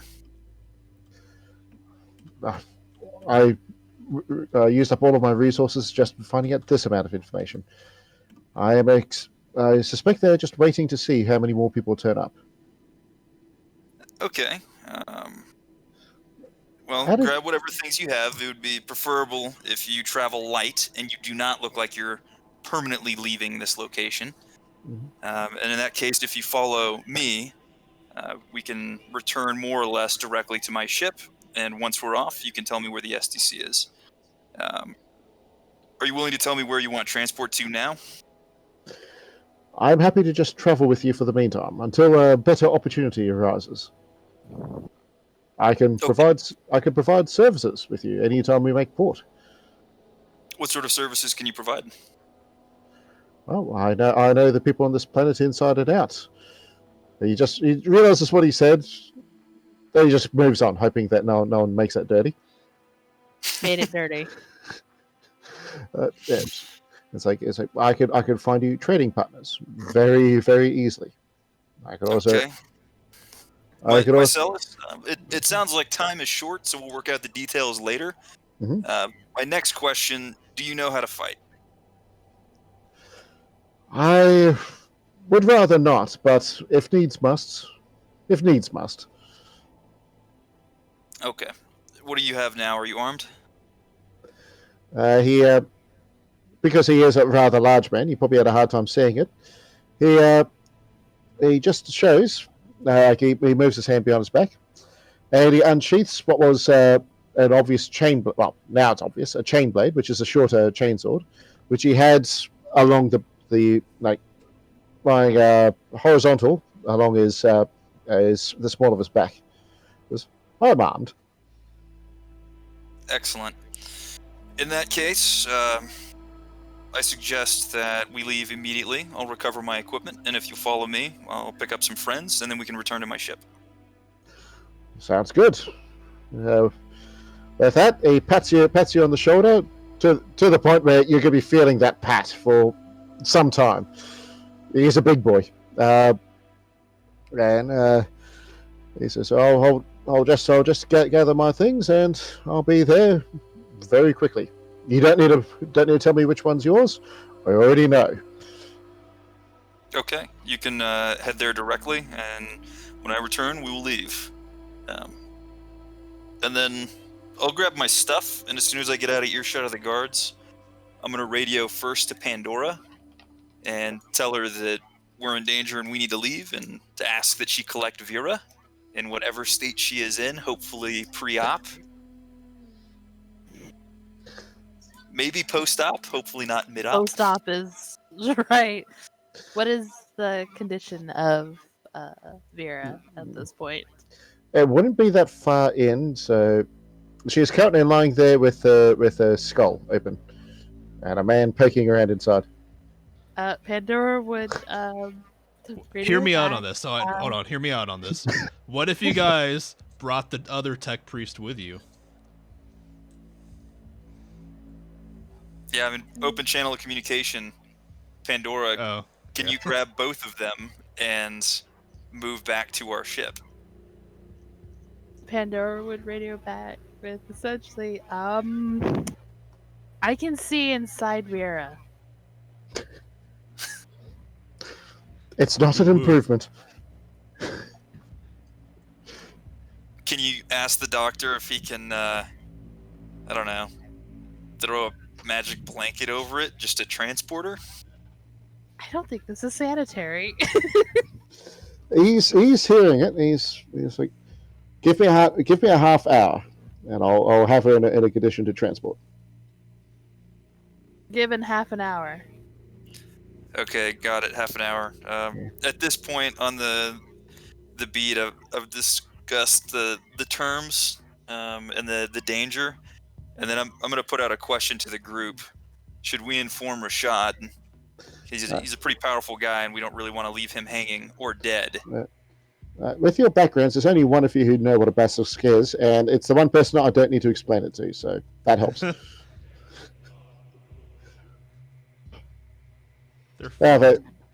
Yeah, you might also know that. Which one was Rashad? Rashad is the arbitrator. Right? Yeah, but he's already off. He's off on his own. He's not our problem. No, he's right off into the sunset.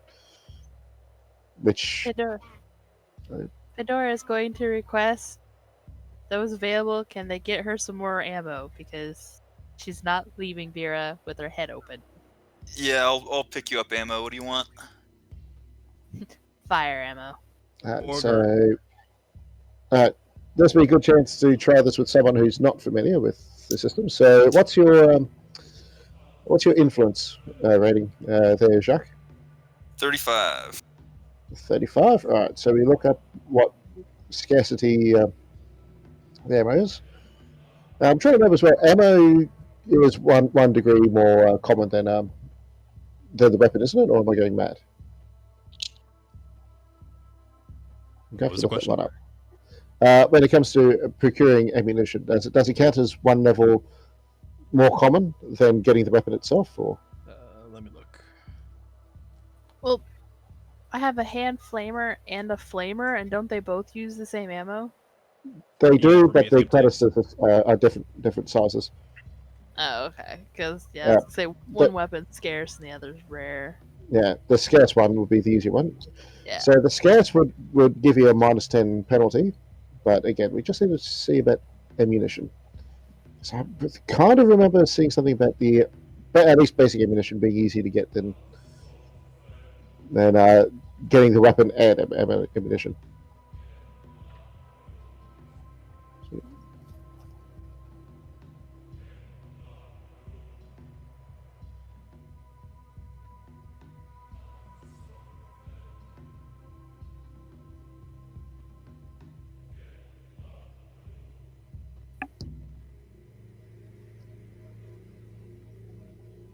I feel like I know what you're talking about, but I'm not seeing it. Nah, because this fucking book, man. I'm having the same issues. We'll count it as a base for you. So, give me a D100. Try to get under your influence. I failed. You have 2 more chances. Because you get as many chances to find things as your 10s figure for your influence. Oh my god, every single time I rolled over 90. So, no, I failed. You can use a fate point to re-roll. Oh, yes. Fate we points, haven't covered that yet, fate points. Oh, yes. Fate point, you could have used that in the combat, I just realized. Fate point, they reset after every session. So you can use them up at any point. Among other things, they can give you the chance to re-roll the dice. So you want to burn a fate point? How many fate points do I have? What's your home world? Quarantine World.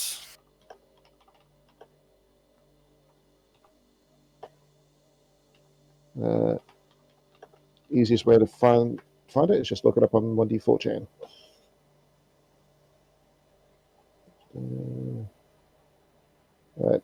Quarantine World.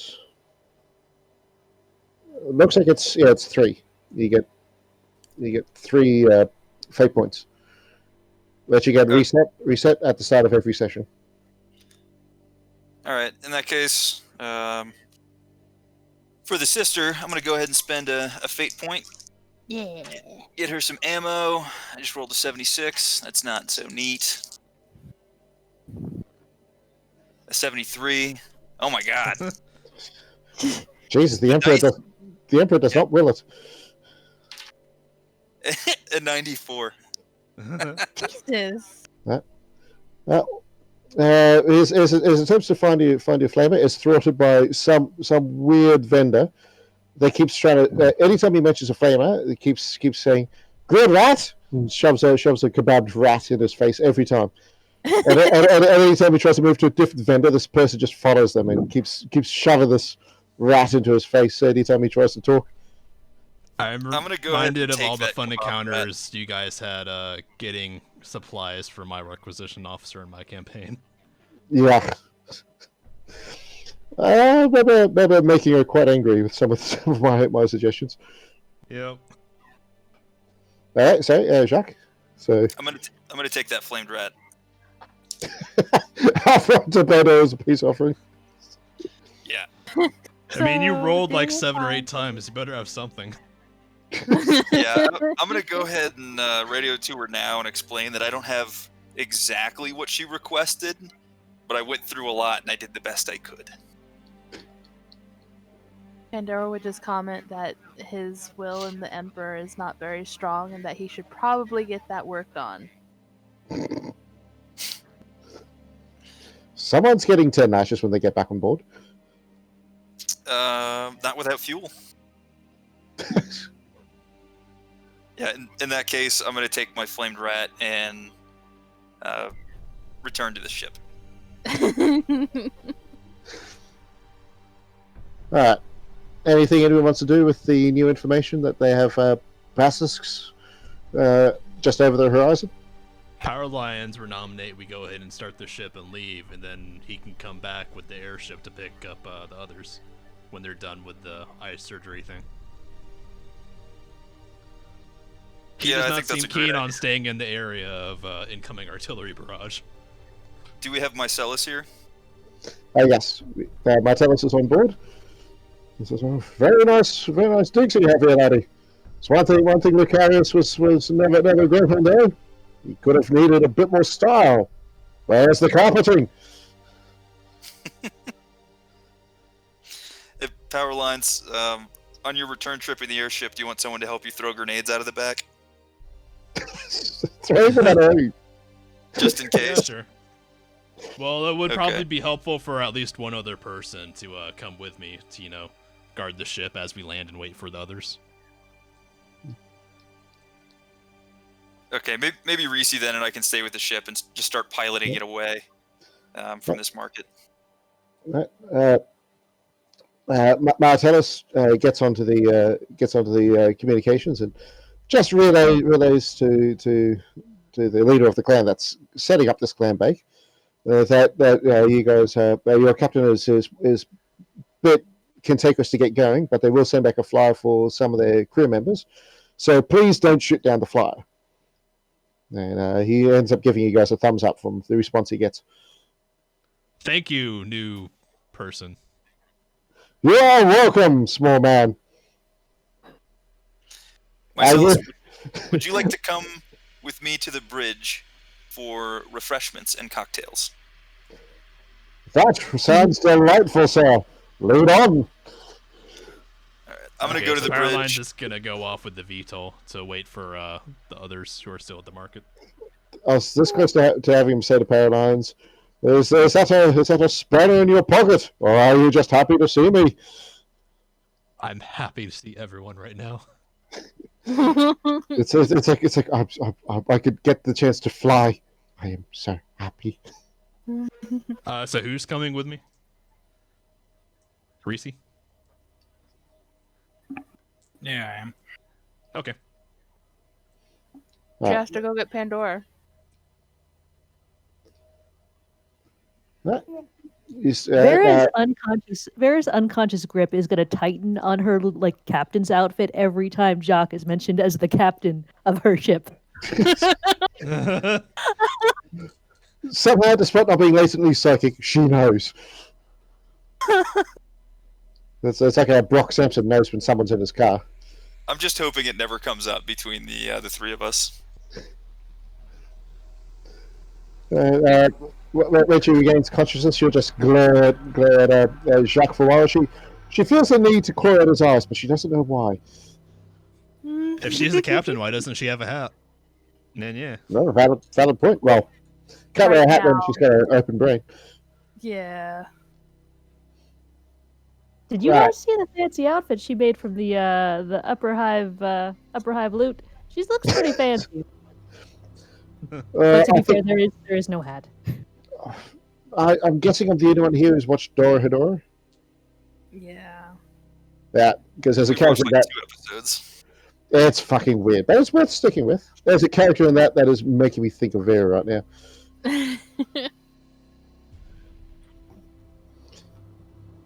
But anyway, so I'm guessing you get the ship going and move on out.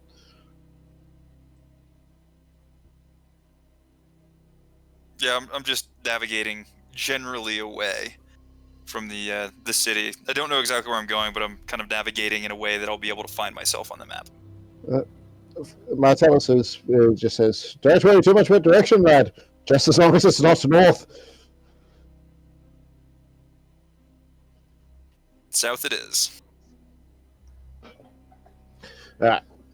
Meanwhile, back in the camp,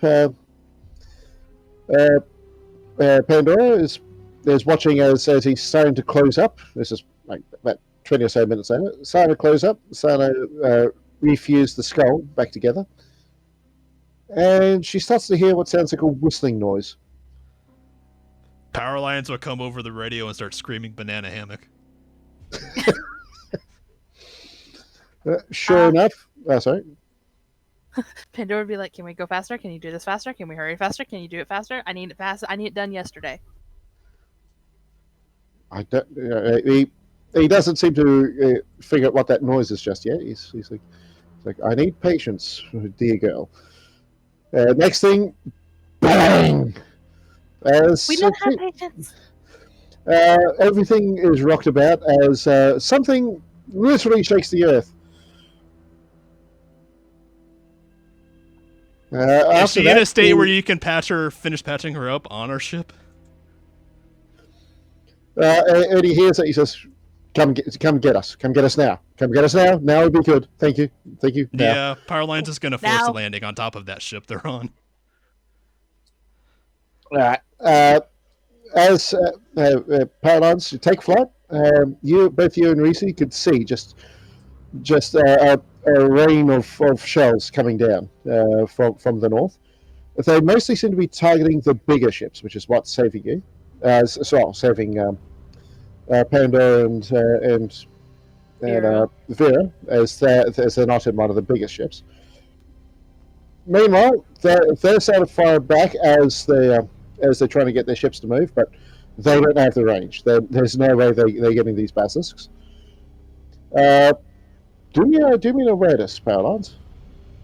Okay.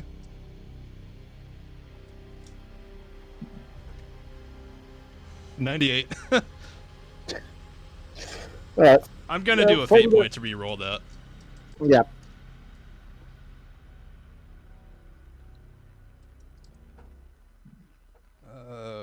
I got a 1. Much better. Wow. Yeah, I'll take that.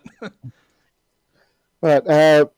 Logic would dictate, because in this sector, the Imperial Guard regiments get sent off almost as soon as they're formed.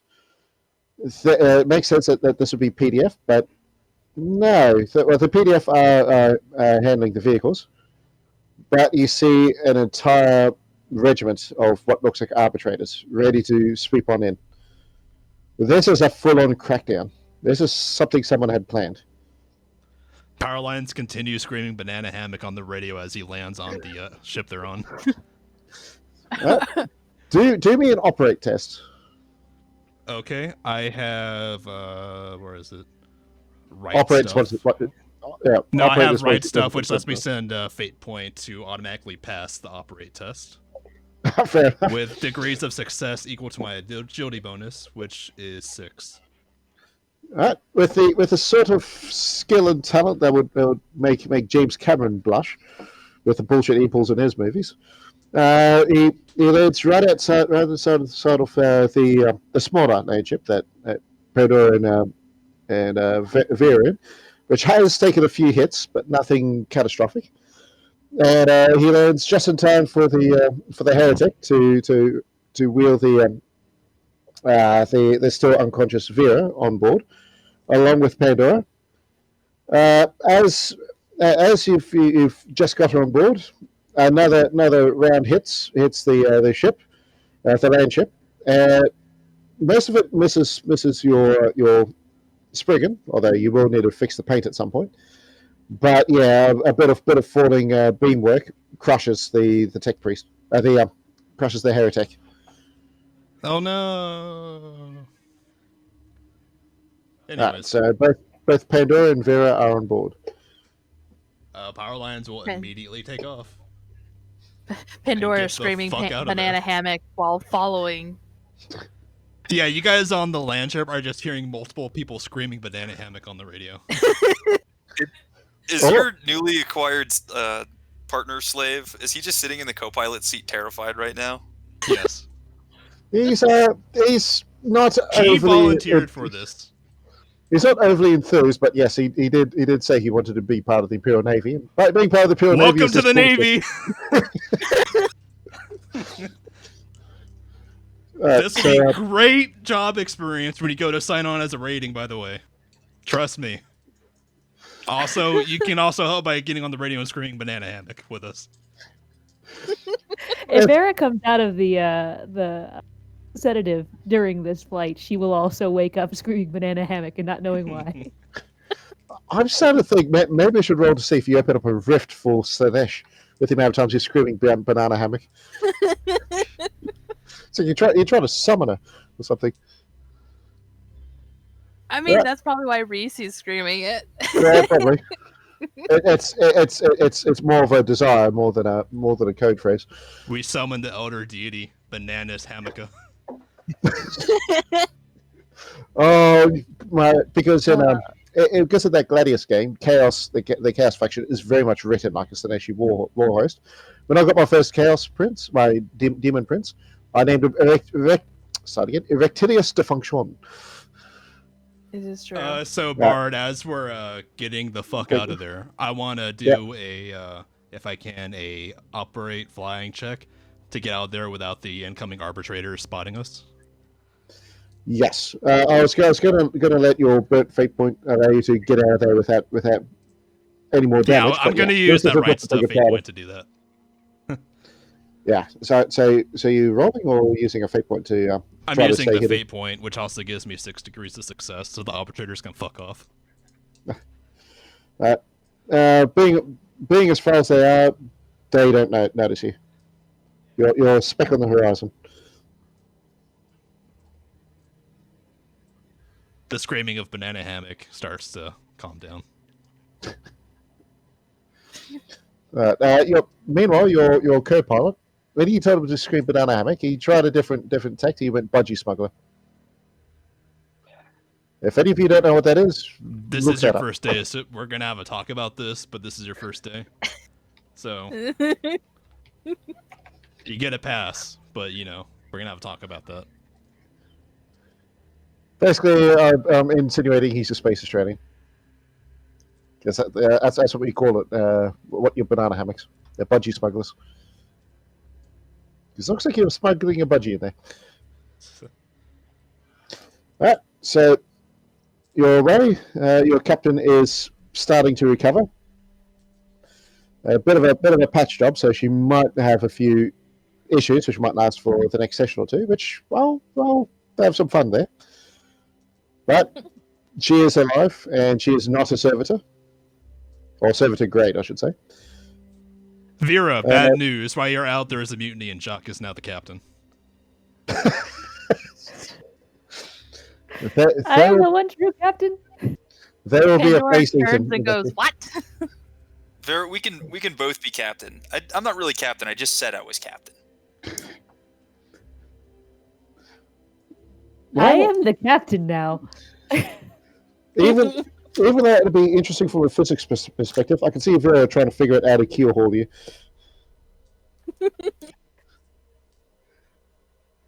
I don't know if you can keel haul on these or not, but we will find a way. I think the treads. There's got to be space between the treads. If you get enough paracord, we'll figure something out. Well, there's multiple sets of treads because that's the only way that this thing can handle uneven ground. So yeah, you could possibly floss them in between the treads. Do you want to be tread flossed? Do you want to be tread flossed? No, I hereby unmutiny and relinquish command. Excellent. And Vera's going to struggle back into her ridiculous captain's outfit.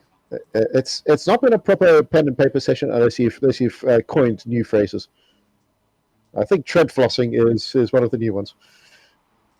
Well, I actually know that canonical. Hammock as our secret emergency code phrase. Yeah, I actually may steal that off you there, Cecilia, and make that canonical. When the bandit captains need, or even just the traders, anyone who mans a land ship, when they need to keep discipline and someone's done a real bad hacking, they get tread flossed.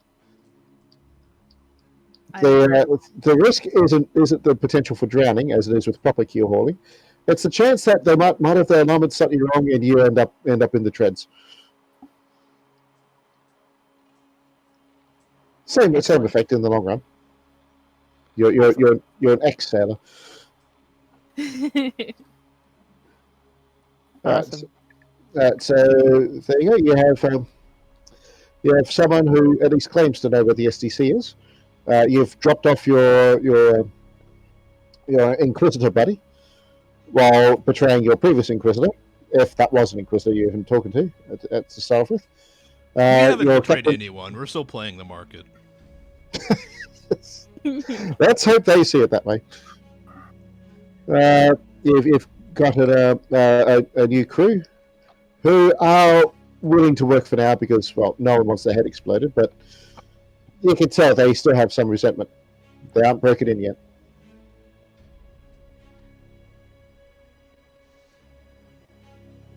What else?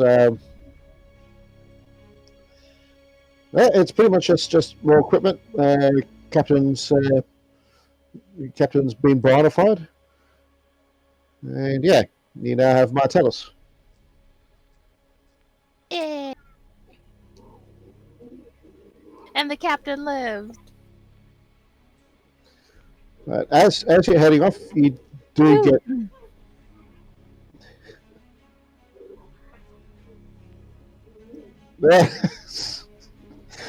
Why do I imagine Vera also has that stare down pat? Yeah. She's probably just as awkward. Hello, dog.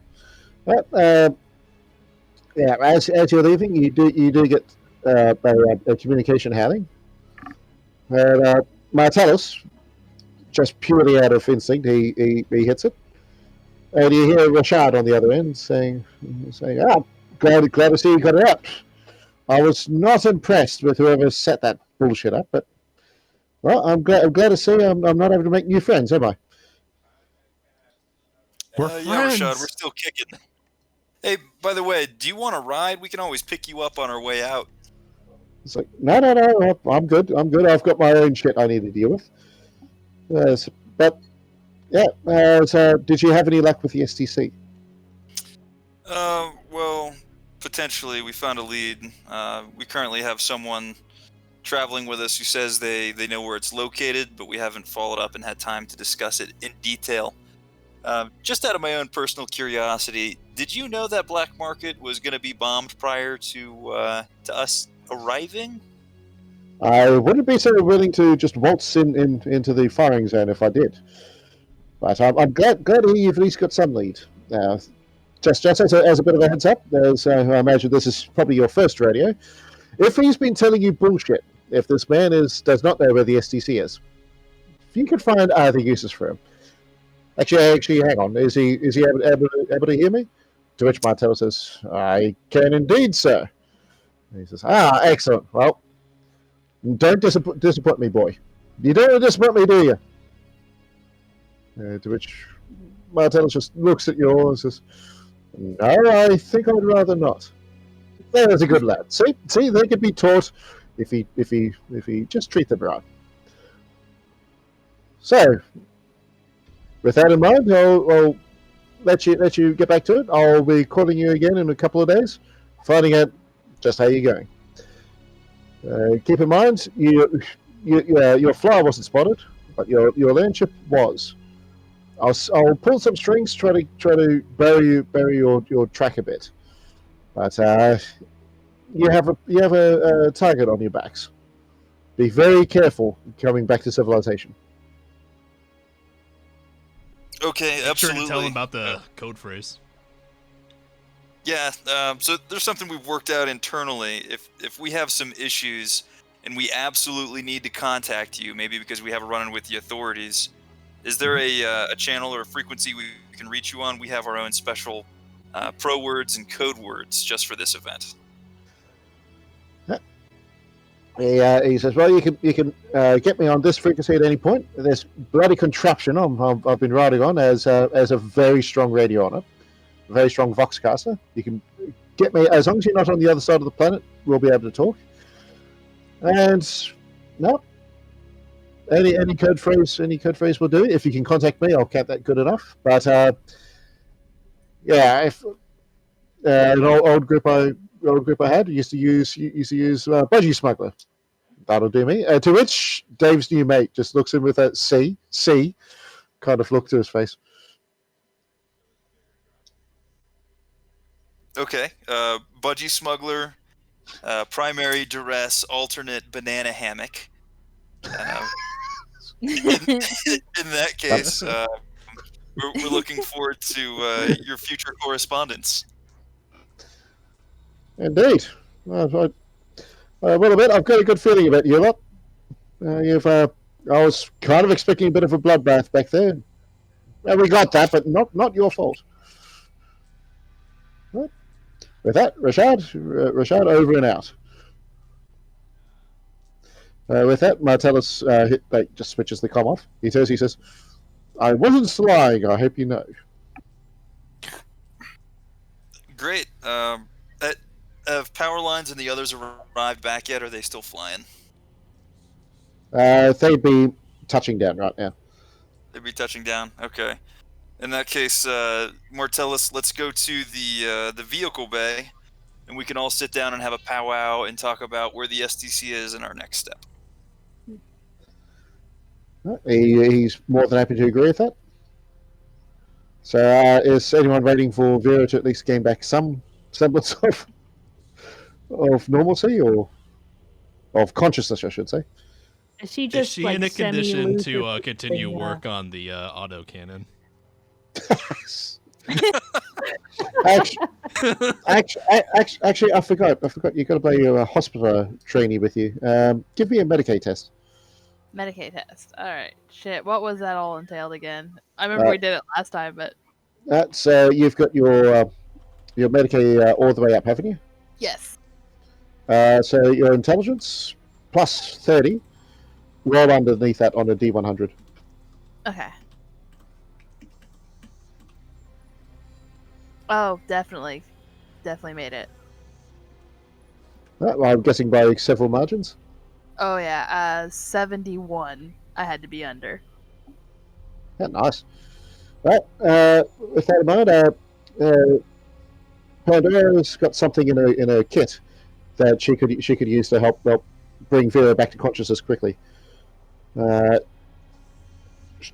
slight warning: It might make her a bit stranger than usual, at least for a little while. It's okay. But she'll be conscious.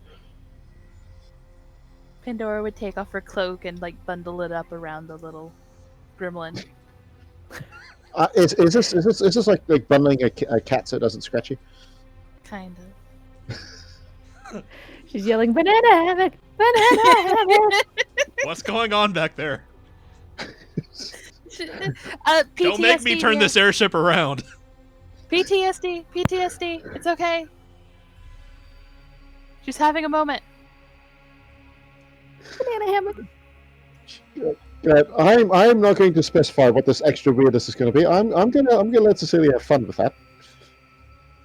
You have full carte blanche to make your character a bit stranger than usual for a little while. So, Excellent. alright. So, I'm guessing you're able to not distract power lines enough so you can land. Don't make me use another fate point to land this. It's like all those zombie movies where the helicopter takes off and oh no, someone's turned into a zombie and attacks the pilot. It's okay, the zombie is wrapped in a blanket right now. It really is. And if anything, we'll use Reese's cloak to make a double blanket.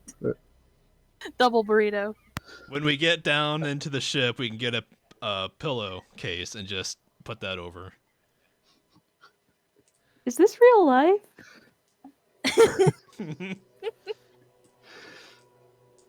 This is what we do with misbehaving gremlins. I think what she mean is this is what we do with misbehaving gremlins, ma'am. She's still the captain. Yes, she's still the captain. We still must respect her, even if she is fucking loony as a tune right now. So the sprigging comes down for landing. So doors open. You see Jacques and a very, very large bearded man right outside. And meanwhile, those two, they see they see the pair of sisters trying to hold down a very panicked gremlin captain. While both Paralines and his new offside are just like, yeah, I think we'll stay in the cockpit for a little bit longer. I'm safe in the cockpit. The cockpit is my castle. I am a bean burrito queen of all of the land vehicles. Yes, you are, dear. You are the best queen burrito bean thing. What's a bean burrito? Thank you. Not the queen of my airship. Get the fuck out. I will unwrap this gremlin. She is the captain on the land ship, but not on my airship. I will unwrap this little thing. By the way, please keep working on the autocannon when you get a chance. With that strong Medicaid roll, Pandora would also know it's probably a good idea to keep the captain burritoed up as much as he can, because she really shouldn't be moving around much when she's just had her skull open. Right. It has been fused back together, but you want that to set. Yes. Walk it off. All right. Martellus just looks back at Jacques and says, I could see why you're the captain.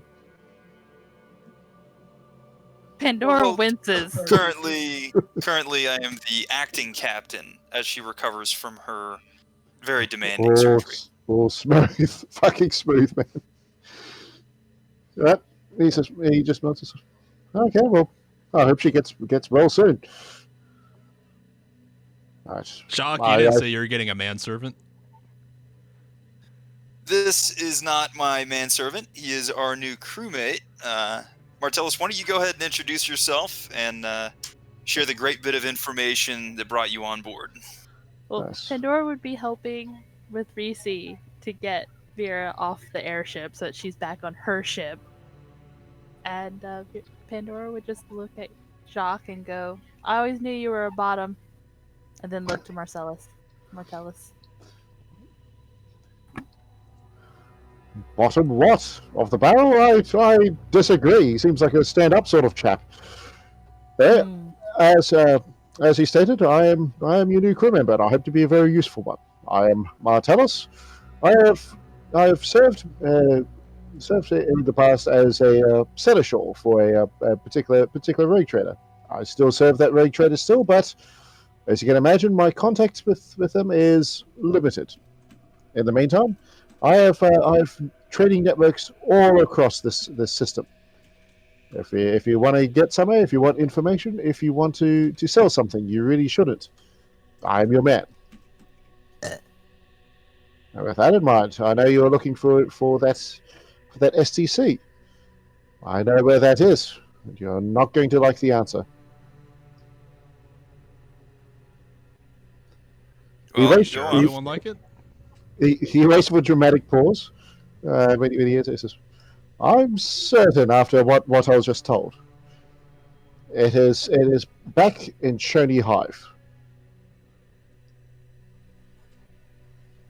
Where? You know, and with I'm who? gonna correct you right now. I love this answer. You want to head back to the hives right now while you're wanted men and women, and he looks at Vera a bit. Others, Pandora's like, we need to paint the Emperor's insignia all over this thing. Where in the hive and with who?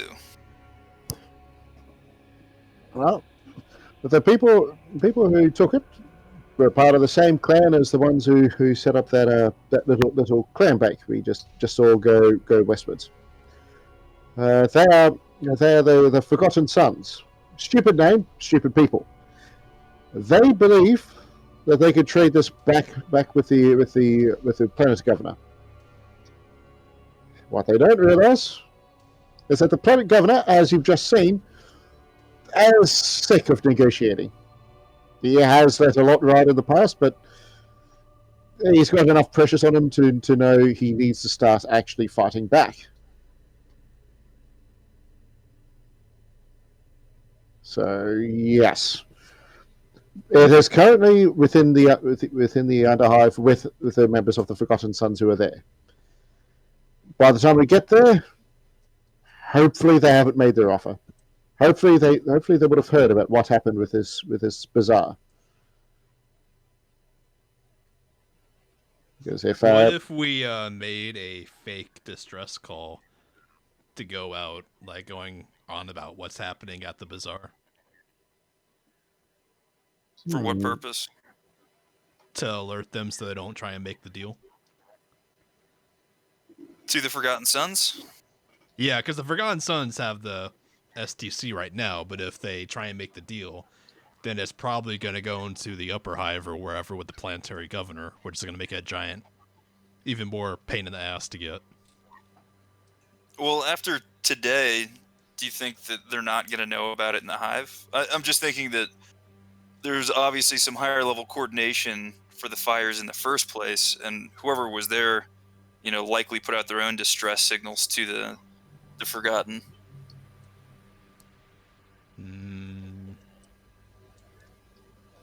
I would recommend we get Vera healthy as soon as possible, and then sneak on into the hive. I think I mean, they haven't seen our airship, so worst case, we can park the land ship somewhere sneakily and then just take the airship in. Yeah. I think we should take the airship and pose as delivery boys. I saw a certain package in the upper hive shit room. It was intended to be delivered to the planetary governor, so that would give us relatively decent access in the upper areas of the hive. And of course, no one needs help infiltrating a slum. You say that, but I think the sisters might need help. Yeah, that's a good point. Jacques helps dirty up all the others' appearances so they look like as if they've lived in the Underhive all their time. Goes up to Pandora with the jar of muck, better put some on her face. Touch me and you die, maggot. Mm-hmm. Well, do you think we can send that distress signal that you were talking about, power lines, and maybe we can lay low for a couple days until Vera is capable of not being a burrito? Our friend who's off on his other adventure, whatever, he said he has a really powerful radio. Maybe we could ask him to send out the distress call for us, and that way it can't be traced back to our land ship. Okay. If you want to do that now, I'll go ahead and give you the frequency. Sure. Right, you open up frequency with him again. He says, "Oh my, that was quick. Hey, you guys make fast." So we've identified where the STC supposedly is. The Forgotten Sons apparently have it in the Underhive, those wankers. Outer right now. But They're about to try and make a deal to the planetary governor for something, but he's most certainly going to take it from them and just kill them. So we're proposing that you send out a distress call to alert the Forgotten Sons, so they keep a hold of the STC for now until we can get to them to get it.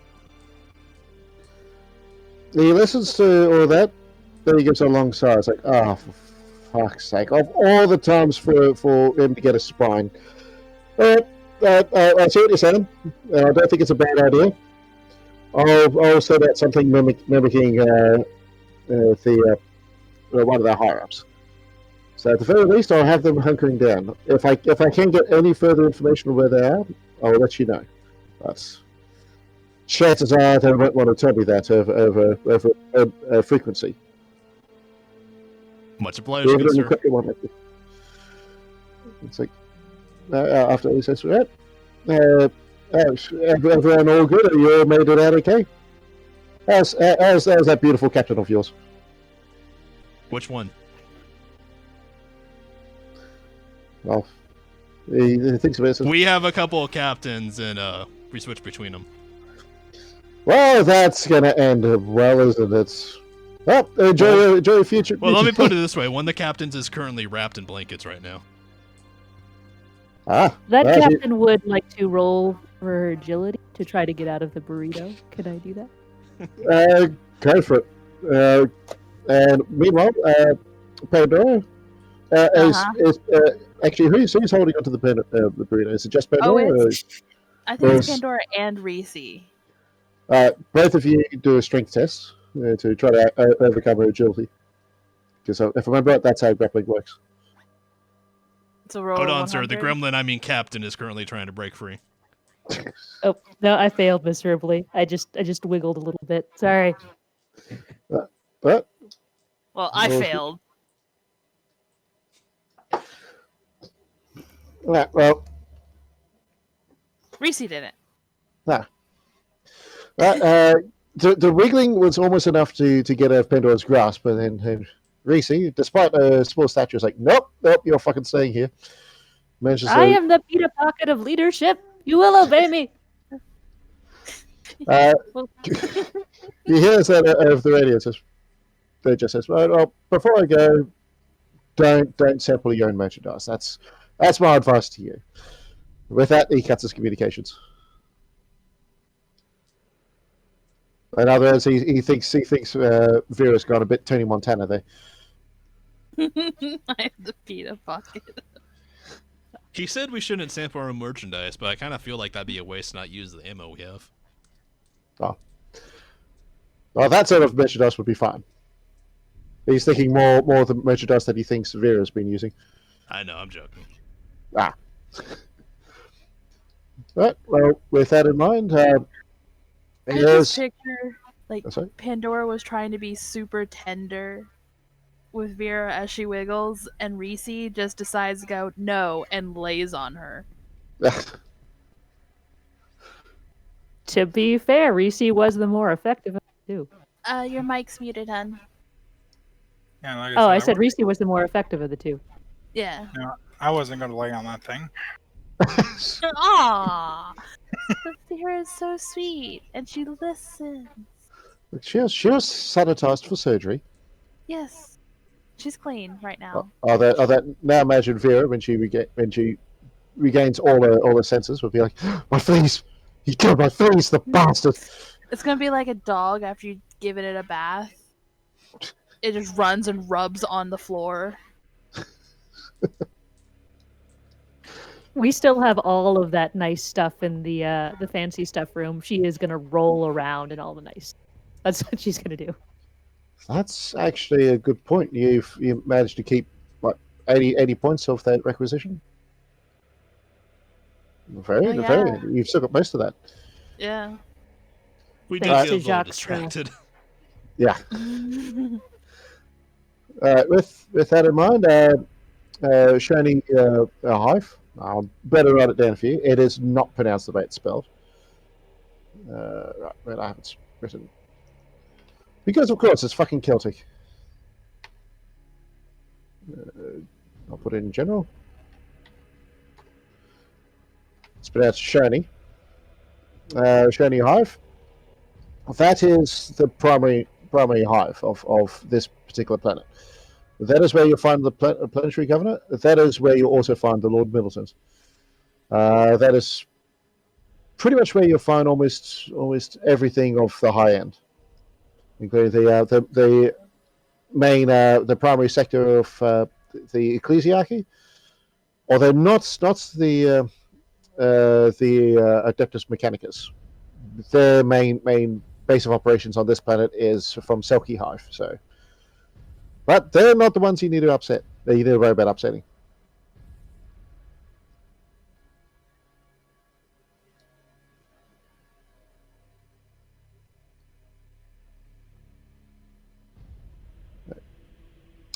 So, any imagine you're making a course for Sheeny Hive. At least that's There's what I somewhere know, we think acting we can hide the captain. land ship. Who's got a navigate? Me. Oh god. That's the group size. Roll your navigate. You're imagine you're looking over topography. Give me. I actually dropped my That's dice. stuff. I have to find it. Power Alliance drops the map and is trying to figure out which way is up again. 1 second. As he's trying to get the map back up, he puts his head up too quickly. Hits the underneath of the table. If it's a good roll, then just keep. Jeez. Well, while you're looking for the map, can you explain again the desired result for that distress signal? Like, what do we now think the planetary governor and the forgotten sons are going to do? Well, the signal was for the Suns, not for the governor or anyone like that. They're hoping that because previously the governor was appeasing these sorts of people. They'd rather just pay them out rather than do anything about it. Now, obviously, someone's lent on him enough that he is now bringing the hammer down a bit.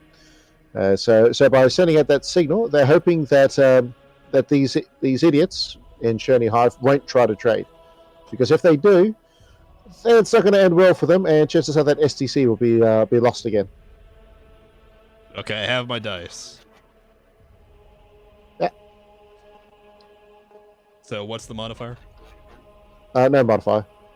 Okay. I'm gonna save my fate point in case I want to reroll.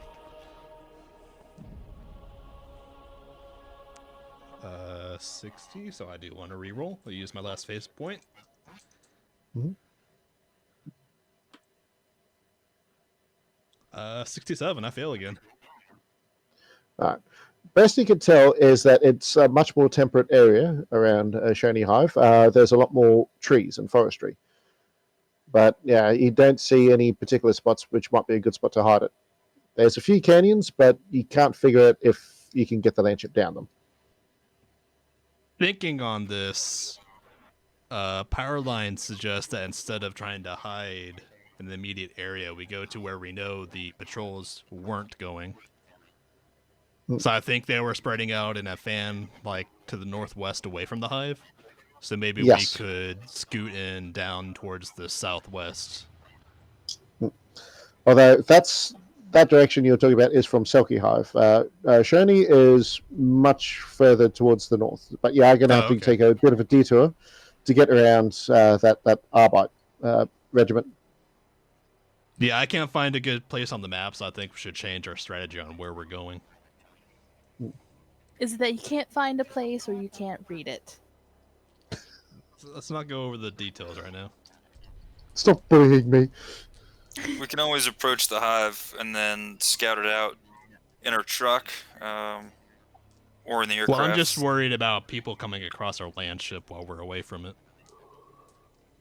Yeah, so we can just approach it, stop with a decent amount of standoff, and then scout it out.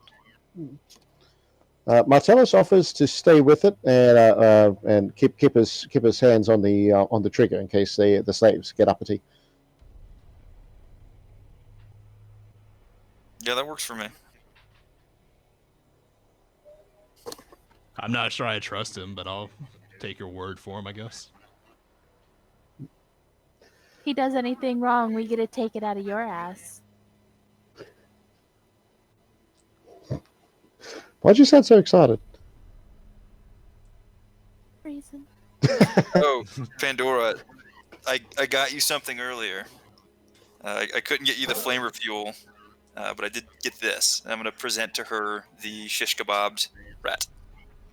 To be fair, it does smell quite nice. It is a delicacy here.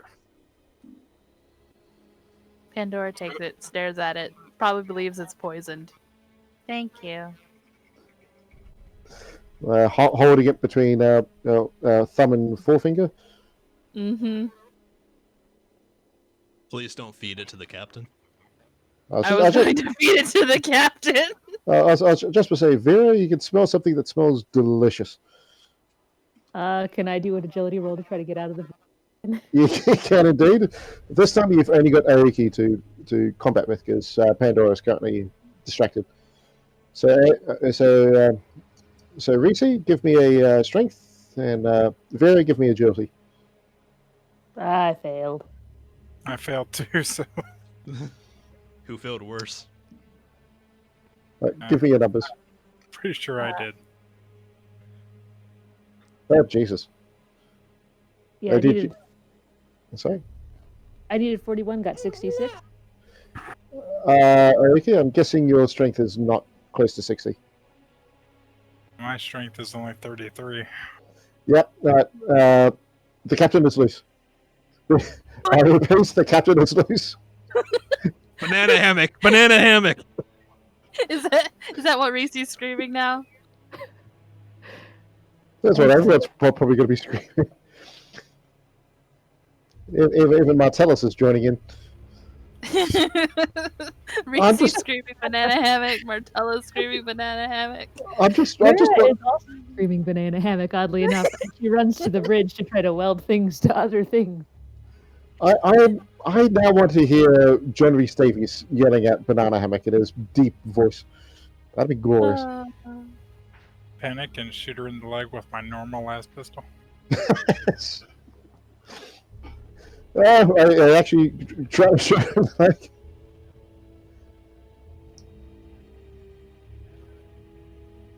So Vera's going to use her newfound freedom to try to weld things to other things. She's going to try to make a sling for throwing grenades out of her clothing. Can I roll to see if that's successful? Is anyone going to try to catch her?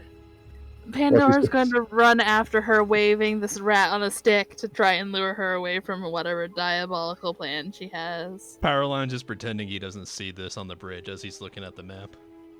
I'm upside keep down. my hands in the steering wheel and just stare straight ahead.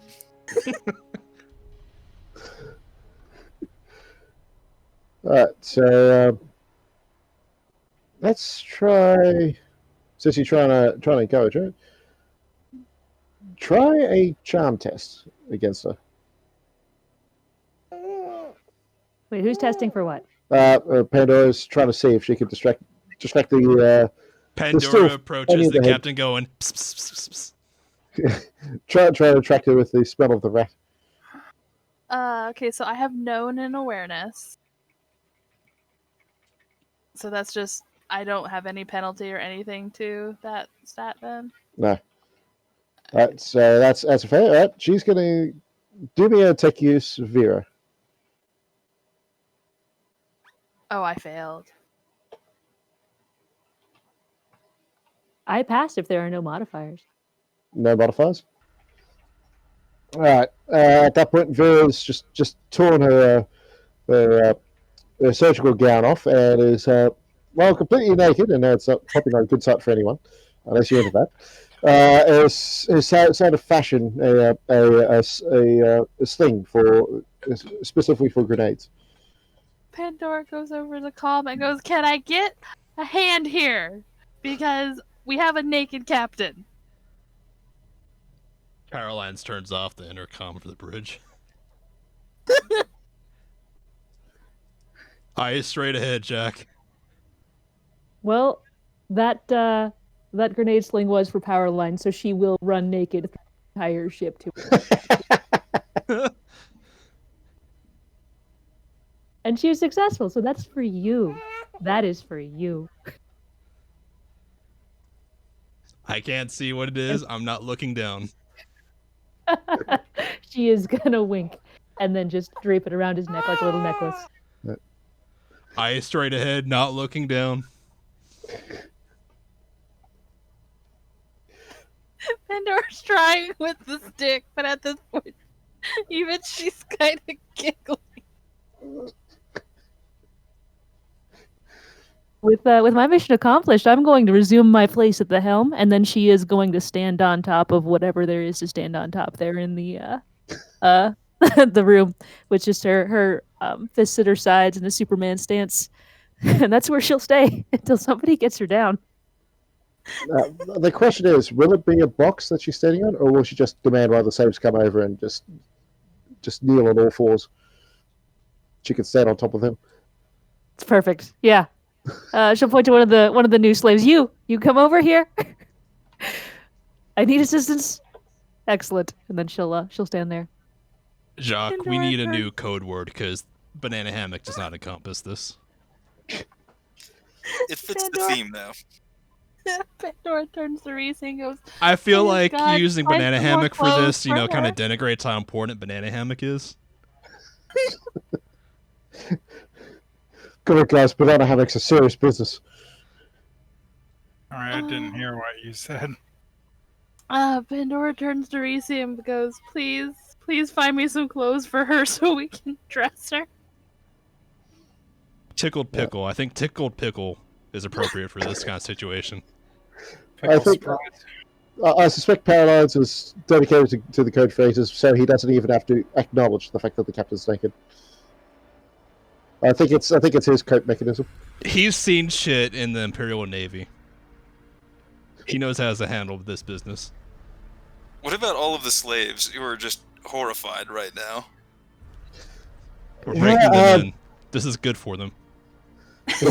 They're kind of contemplating if death by explosive collar isn't the worst thing in the world.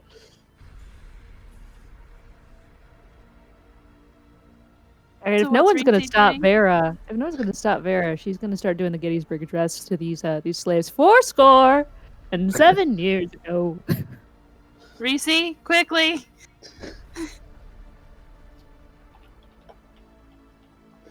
I take my slave's clothes and give it to the captain. Now your slave's naked. Yep. Thank goodness.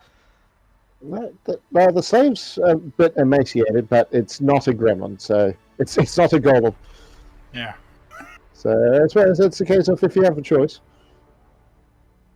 You've just had some clothes draped over you to cover you. How does the captain react? Does that disrupt from her speech? This does disrupt the speech. It seems to bring her a little bit closer towards reality. She puts on the clothes. She calms down a little bit. She starts to take stock of where she's at. Pandora slowly brings into her view the rat on the stick. Power lines will flip back on the intercom and announce to the ship that the Tickle Pickle code has been rescinded.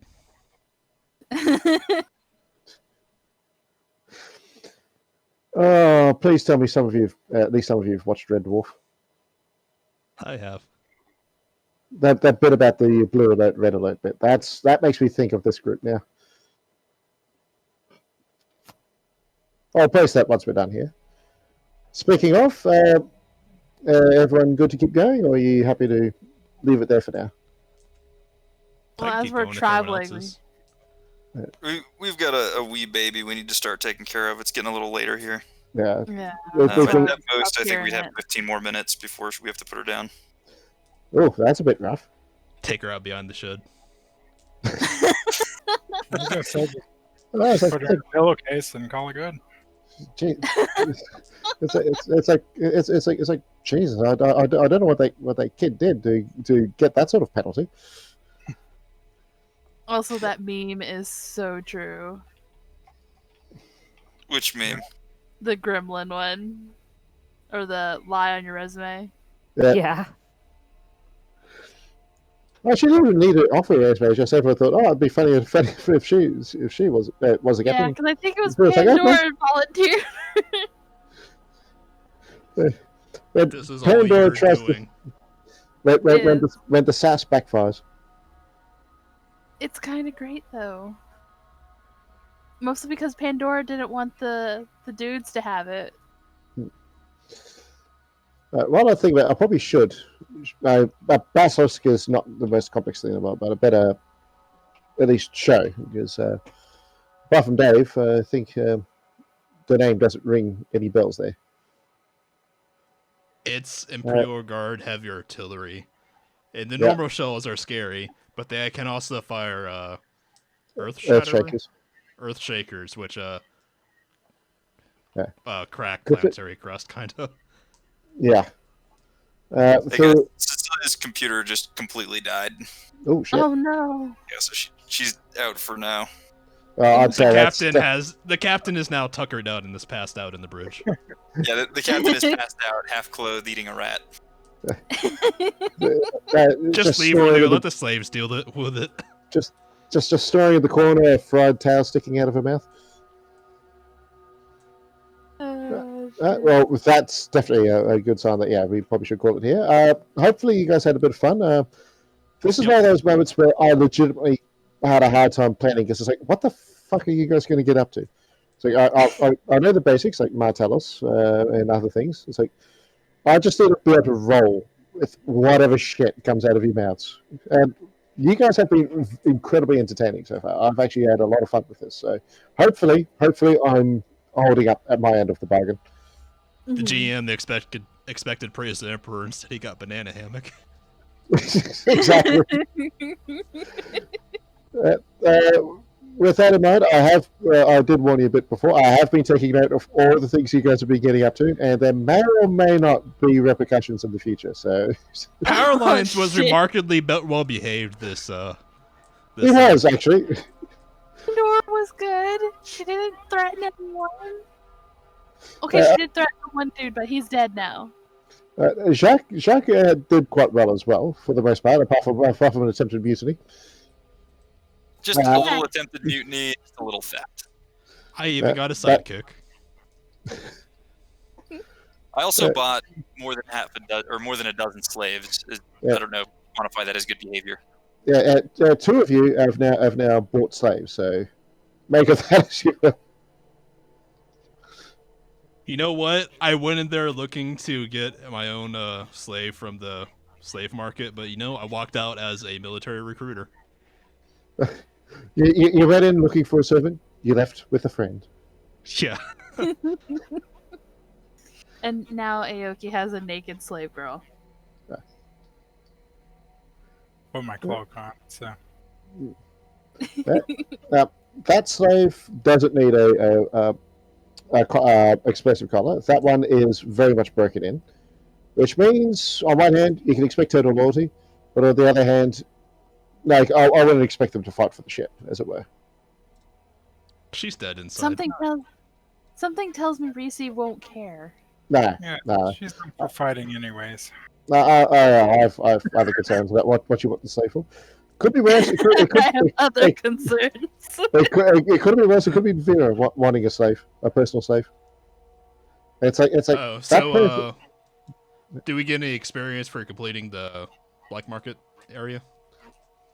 Yeah, that was entertaining. I'll give you another 400, which means that overall you have all earned 1,000 XP from the start.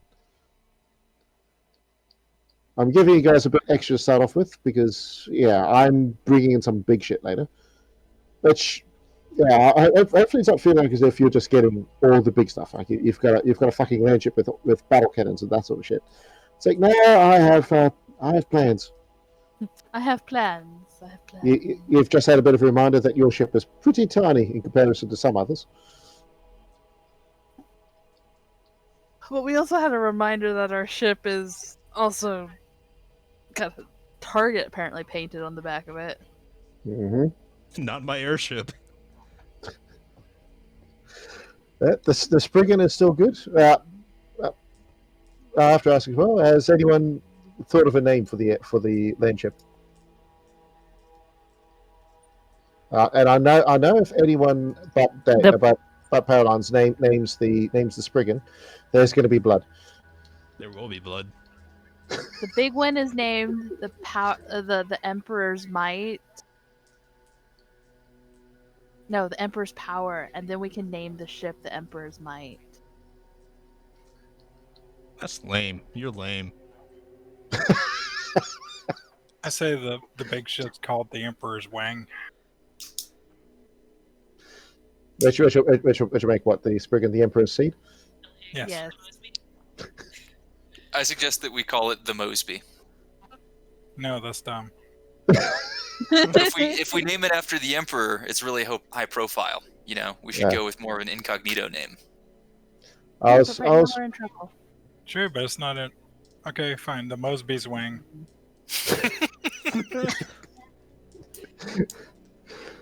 This is going to be an interesting session, but yeah, as members of potentially of the Inquisition, that's one thing you're going to have to keep in mind is how much you want people to know what you are compared to how much you want to keep it secret.